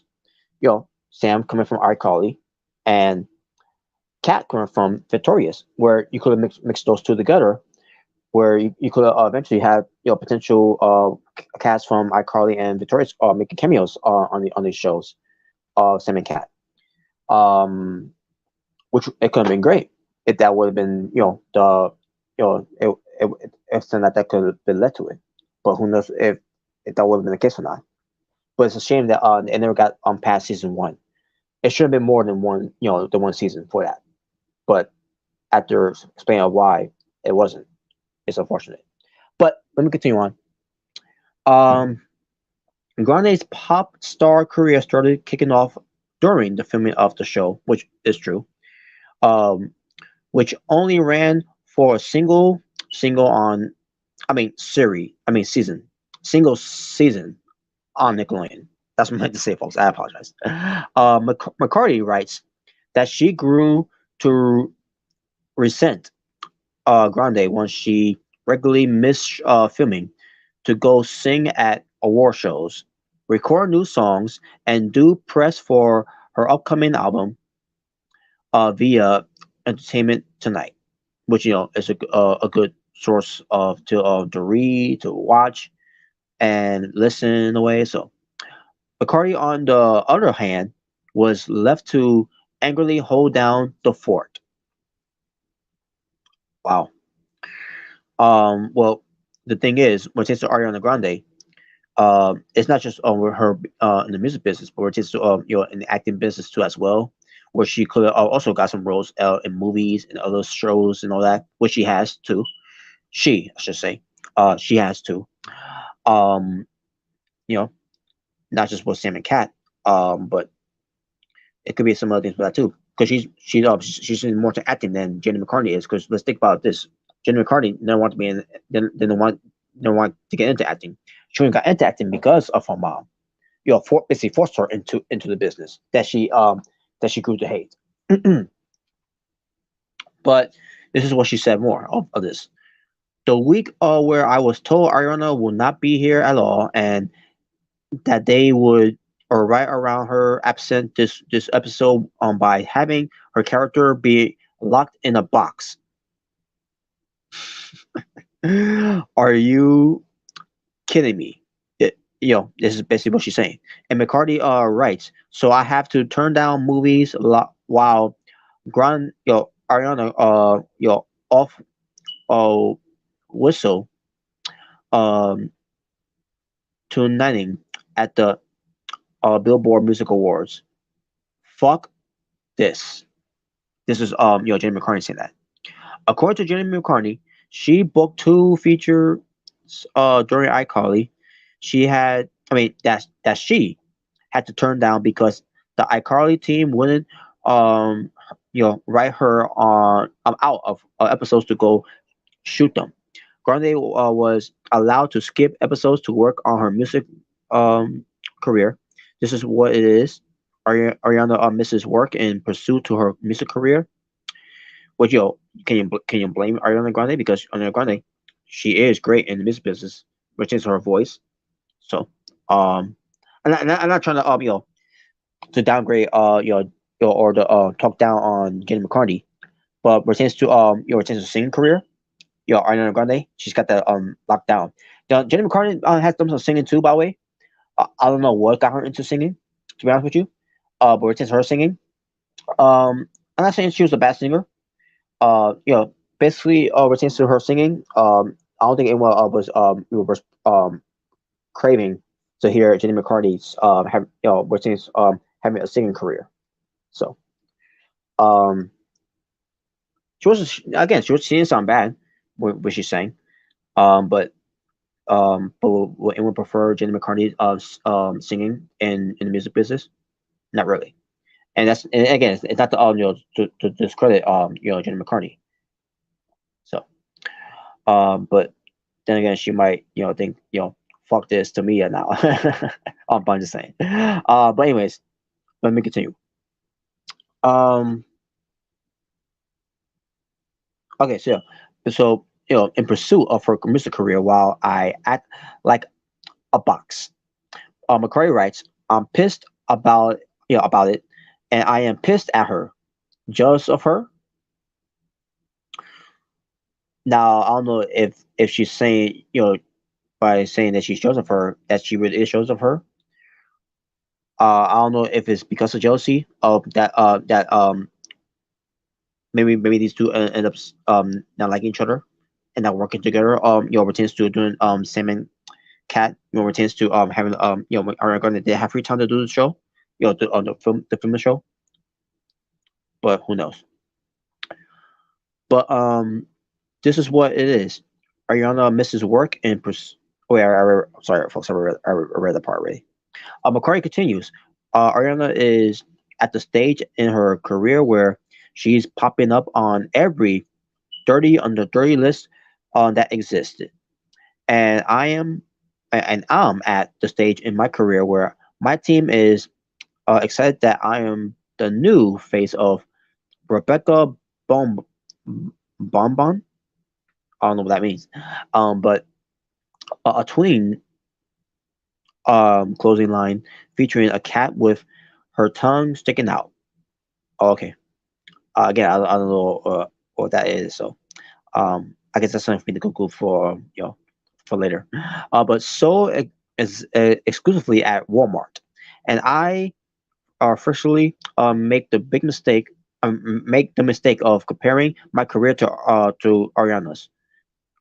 Okay, well, she admits that she comparing her career to Ariana because let's face it, if you compare Jennette McCurdy's career with Ariana Grande, people will prefer Ariana Grande as a bigger star than Jennette McCurdy.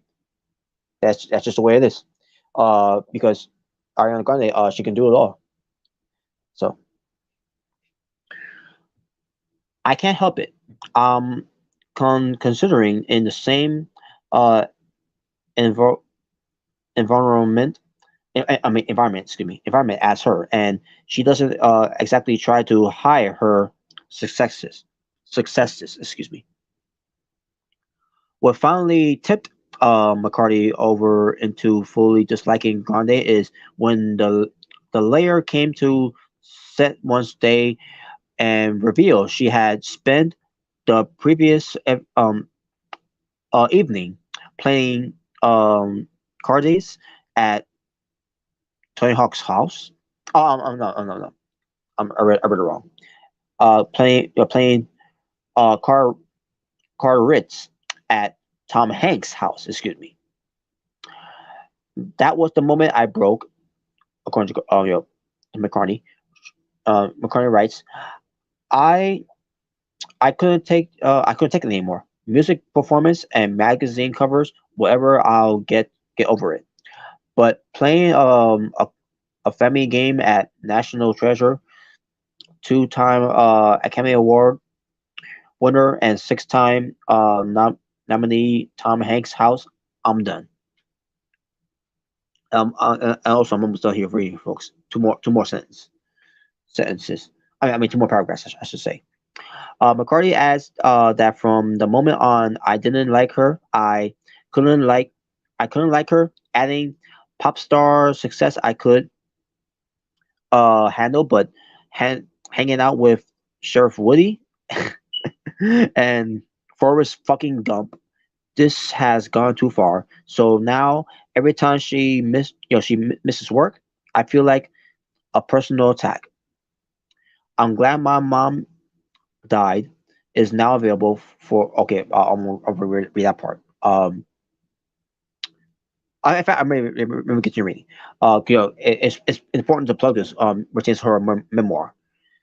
So Jenny McCarty's memoir, "I'm Glad My Mom Died," is now available for purchase and has already topped the Amazon bestseller list. The memoir includes several shocking, revealable, I mean, re- revealing, re- re- let me try to read this, Reveal, revelations from Cardi's years working at Nickelodeon, including one claim that the studio offered her 300,000 in hush money to keep quiet on the alleged abuse she dealt with behind the scenes. There you go. So basically, Ariana Grande, um, basically what drove Jenny McCarty over the edge was that Ariana Grande went over the house of Tom Hanks, one of the biggest Hollywood movie stars for the last um I guess I could say for the last 4 decades at this point. Because when Tom Hanks started becoming a big Hollywood movie star since the 80s maybe, or maybe since the early when the early 90s first started. Either way, Tom Hanks has been around for a long time in Hollywood and still one of the biggest stars in Hollywood. Minus him, getting up there in age. Not saying he's too old, but I'm just saying, he's been around for a long time, and he's one of the most successful Hollywood movie stars. Um, that everyone will when you hear the name Tom Hanks, you're thinking to yourself, oh yeah, the Hollywood movie star, yeah, a, a great guy, So so that being said, yeah, so Ariana Grande was with Tom Hanks at his house playing games, whatever type of family games they were playing. Um, and that basically drove her to the age where she's like, I'm done. She had enough of this, and she hates Ariana Grande because of that. So, not minus the whole thing. Why she doesn't show up because you know she's doing music, she's doing award shows. That's one thing. But when you go to your to a Hollywood movie star's house and playing games, I mean and where you're supposed to be working, I can agree to her in that extent, and maybe that something that right there could have worked out where Ariana Grande could have said something where she can't make it, whatever. I don't know. I don't know if that's the case or not because I don't think it was fully explained with this whole thing um when um why we're in here, but the point is, it's unfortunate that happened, folks. It's unfortunate that the Sam and Cat show never you know got a second season because of the whole thing with Ariana Grande. Basically drove Jenny McCarty to a point where like she's done because the whole thing of going over the house of Tom Hanks to play family games. So again, you can excuse the whole thing with her doing music and doing award shows, but I guess the whole thing with going to Tom Hanks' house and playing games is they're working to pertains to doing episodes for the Sam and Cat show, which everyone was loving, is what it was the thing that said Mayor say fuck this, I'm done, and it's unfortunate. It's unfortunate that that relationship that could have been where those two could work together and could have a great relationship outside of the show where they could have been tight, and everything, and that when that went down the toilet when because of that. But that's a sad thing about it, folks. Pertains to the whole thing. Now here's the thing, folks. With Ariana Grande, she earned the right to be that big star because what she's accomplished. Pertains to the shows that she's done, and then which is the music that she's sang. Pertains to singles and albums and all that. She's obviously became more of a bigger star. And I kind of knew that she would have been the biggest star coming out of Victorious. I never I don't think I ever mentioned this before. We were to do on the Asylum shows, in the past. But when I look back at on the show of Victorious and when I saw Cat, basically Ariana Grande playing as Cat. What was her last name? Valentine. Cat Valentine. I think that was her character's name. Some people were thinking, at the time, Victorious, basically Victoria Vega. I mean, Victoria Justice. I meant to say Victoria Justice. I don't know. I don't know. I got that name from Victoria Vega. Victoria Justice. I meant to say. People would say that she's going to be the breakout star of the canal of Victorious once that's all over, and she's going to be making getting Hollywood movies and all that. She's going to be getting she's going to be featured a lot in music videos and all that. Pertains to or what she could do as a musician and all that, and then with just her being in Hollywood movies. I'm not saying that she could never do it, but I never thought of her that. And based on how they because she was the main character of the show of it because her name is Tori. Victorious, you know. So they'll do everything they can. They'll have her be the next big star, coming out of Victorious, because they give her a lot in there. I never thought of. I mean, again, not taking anything away from Victoria, from Victoria Justice, because she is great too. Nothing wrong with her, of her popularity, and in the business of music in Hollywood. But I thought of more of, since seeing the cast members there, I saw Ariana Grande more of a big star coming out of it. She to me, she was on the more of a breakout star of it, more than Victoria was and anyone else on there. And sure enough, she was. You see her in movies, and in series, in TV shows, series, whatever, in that way. You see her everywhere, and pertains to because of the music bit, of basically more of pertains to on the music business of, with her albums and everything, music videos and all that. And it takes her being everywhere in TV shows, talk shows, award shows, doing everything that. Now, the only thing that's missing with Ariana Grande is that she needs to compete, to perform. I mean, compete. Oh my god, I meant to say perform.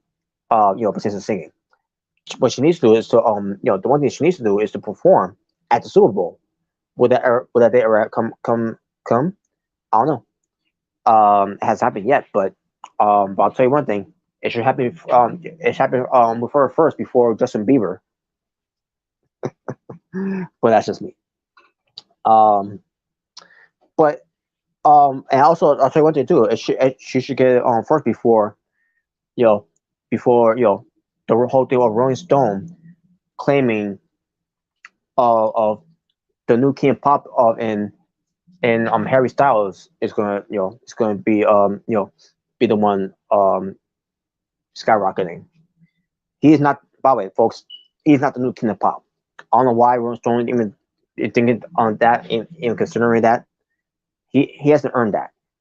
I'm not saying your Harry Styles isn't great or talented. I don't see that new King of Pop in them. There's only one King of Pop, and he's not here anymore.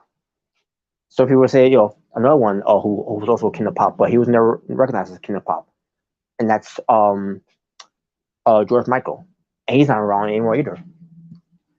But he was great, but he wasn't great like Michael Jackson was. Michael Jackson is the one and only King of Pop, and people knew of Michael Jackson being the one and only King of Pop more than George Michael was, and no one's going to say in 2022, leading into 2023, that the new King of Pop is Harry Styles. What has he done?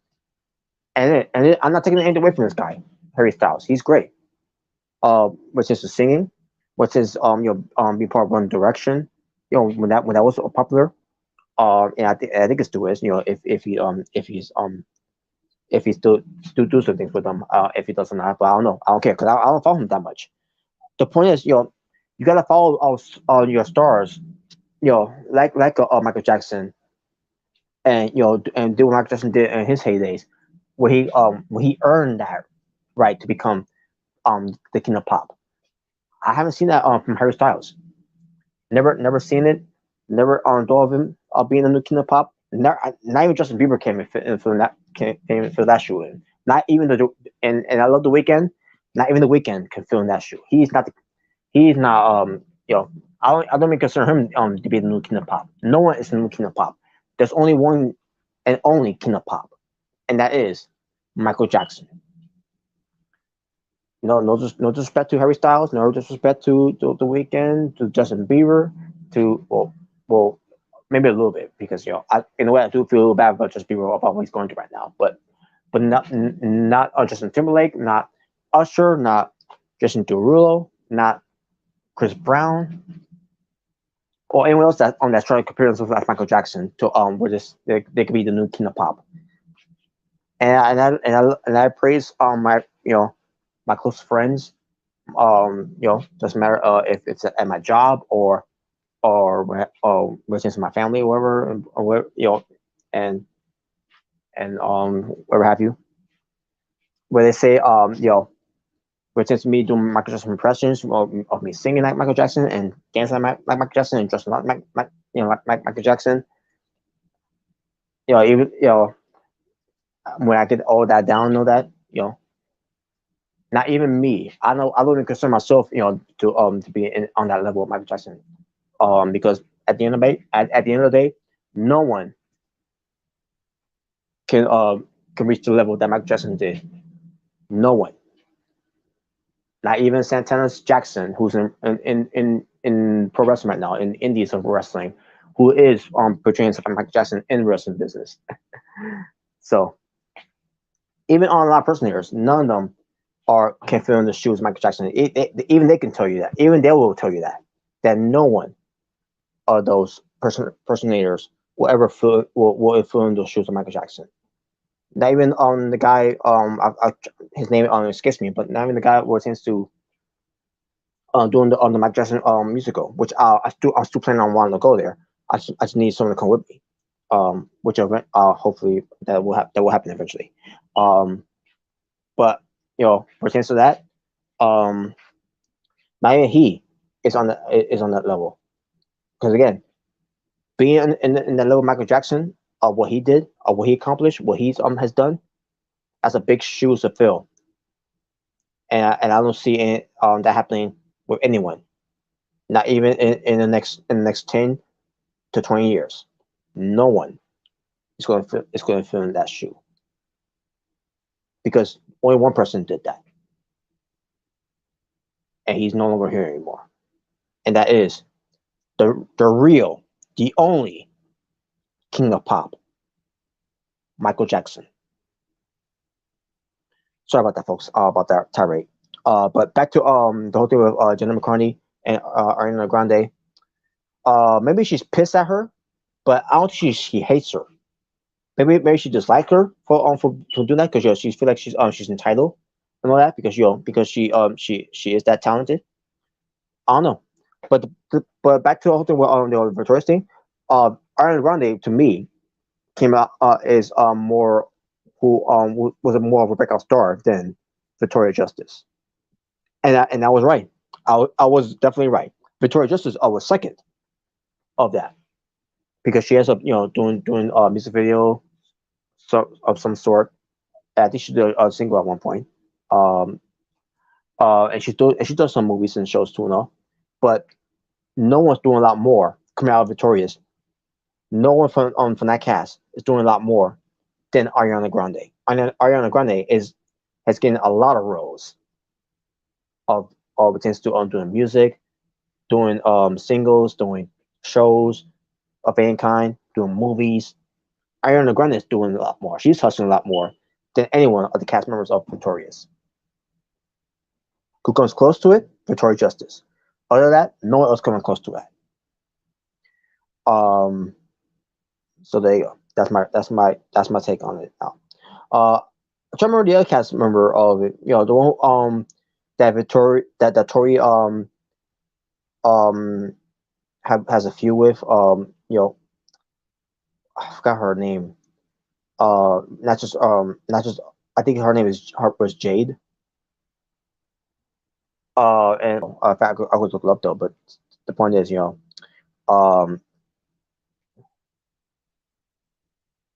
but the point is, she comes third of it, which tends to being popular, which tends to be in music, in movies, I should say. I don't know if she does TV shows, but that's not just trying. I'm trying to remember. If she, I try to remember if her name was Elizabeth something. I ain't find it right now, folks.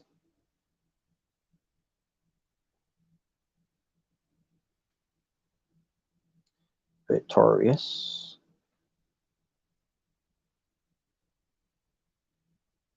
There we go.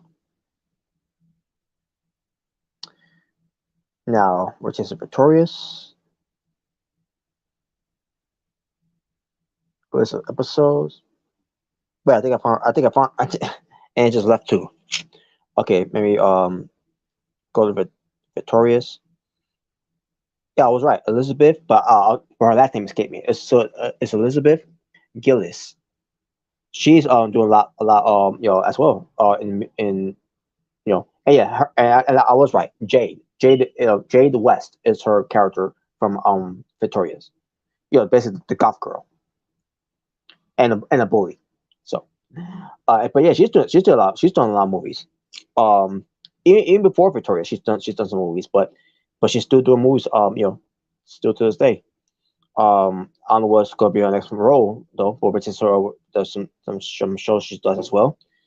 She's done some shows from 2022 as well, and even TV shows pertains to your voice acting. She's even been in music videos too, obviously, because she's a singer. Uh, Unfortunately, she did something with Justin Bieber, so that's a fail. I'm just kidding. Again, I feel a little bad for Bieber, or whatever. In a way, I'm just saying. Anyways, but yeah, there you go. But that's all. That's what I gotta say, folks. I'm gonna end from here now. Also, I was gonna bring some about AEW because we got some more things to talk about AEW. But I'm gonna save it for the AEW Dynamite Watch Along, the Go Home Show edition. Pertains to All Out because for this one they're gonna be in Chicago. We're gonna see what they do, what they follow up with CM Punk losing in about 3 to 4 minutes against Jon Moxley, to crown the undisputed AEW World Champion, and Jon Moxley winning. And we're gonna see where they go with this one with CM Punk, if he's gonna get a rematch or they're gonna do something different with Moxley facing at All Out in Chicago. They gotta have CM Punk, by the way. They cannot have anyone else but CM Punk because they're gonna be in Chicago. And do you really want to have Chicago, to have an All Out without CM Punk, AEW? So AEW better fix this. Tony Khan better fix this because you owe the Chicago fans, CM Punk a rematch or something. You gotta give CM Punk something, and give him, and it's gotta be something, and that's gotta be involved of a world title match against Moxley. You could make it a 3-way. The Hangman, if he's gonna be a part of it on the, I don't know if he's gonna be on the, but we'll see. But the point is, you gotta have Punk on All Out, otherwise you're gonna have, and you gotta have him do something with Punk leading up to it as well, on Dynamite, on Rampage, and then leading up to All Out. You gotta give us something pertains to Punk in Chicago, otherwise the crowds in Chicago are not gonna be happy about it. It might cause a riot, and that's the last thing you want, AEW. So we'll see what happens for that. So they all, the fans that in Chicago were since CM Punk. So CM Punk, Moxley at All Out, that needs to be happening, and hopefully they'll give us a better match.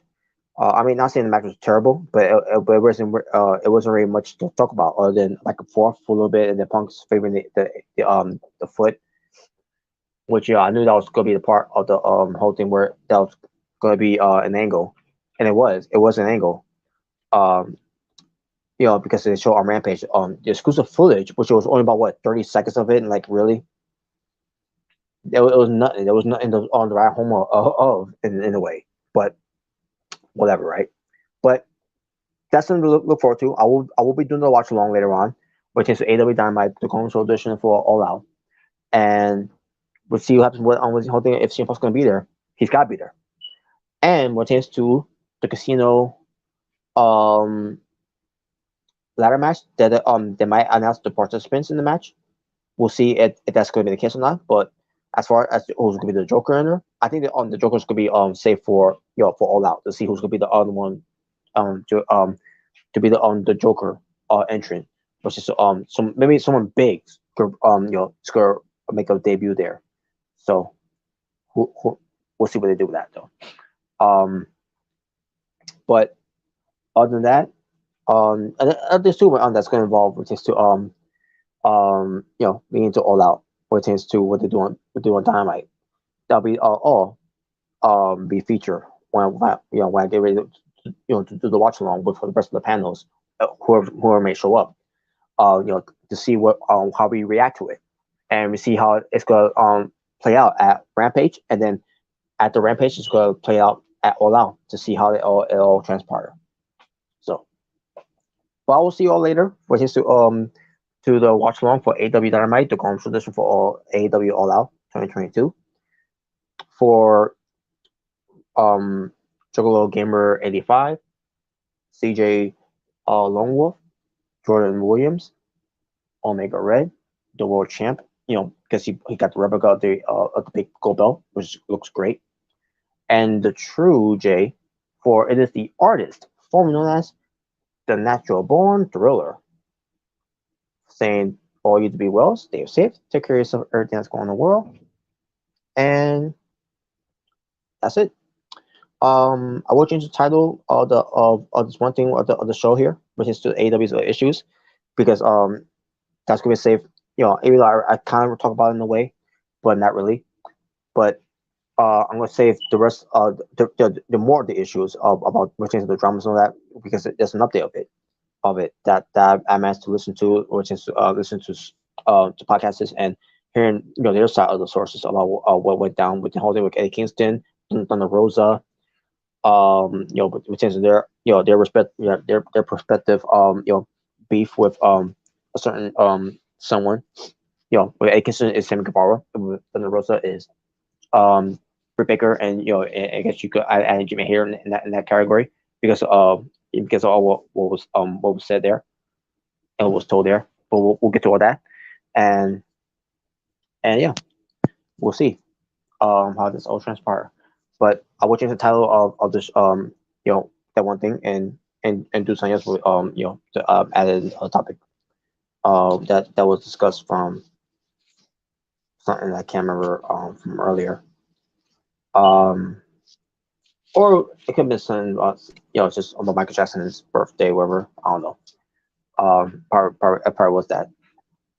I mean, other what the fun, maybe I'll add a fun topics on there. So, or I could or I could add in burying um um Robert, the John Cena fan, terrible singer of Billie Jean, something like that. I don't know. I'll think of something, but I gotta remove AW's issues from there and also from the description as well. But other than that, folks, I'm gonna head out now. So I'm now right now I'm getting tired. So hope you all enjoy this episode of Being the Asylum, episode 18, where Smarks versus Anti-Smarks, the one and only Being the Asylum 18. So there you go, folks. So I'm out here. Ta for now. I'll see you all later on AW Rampage.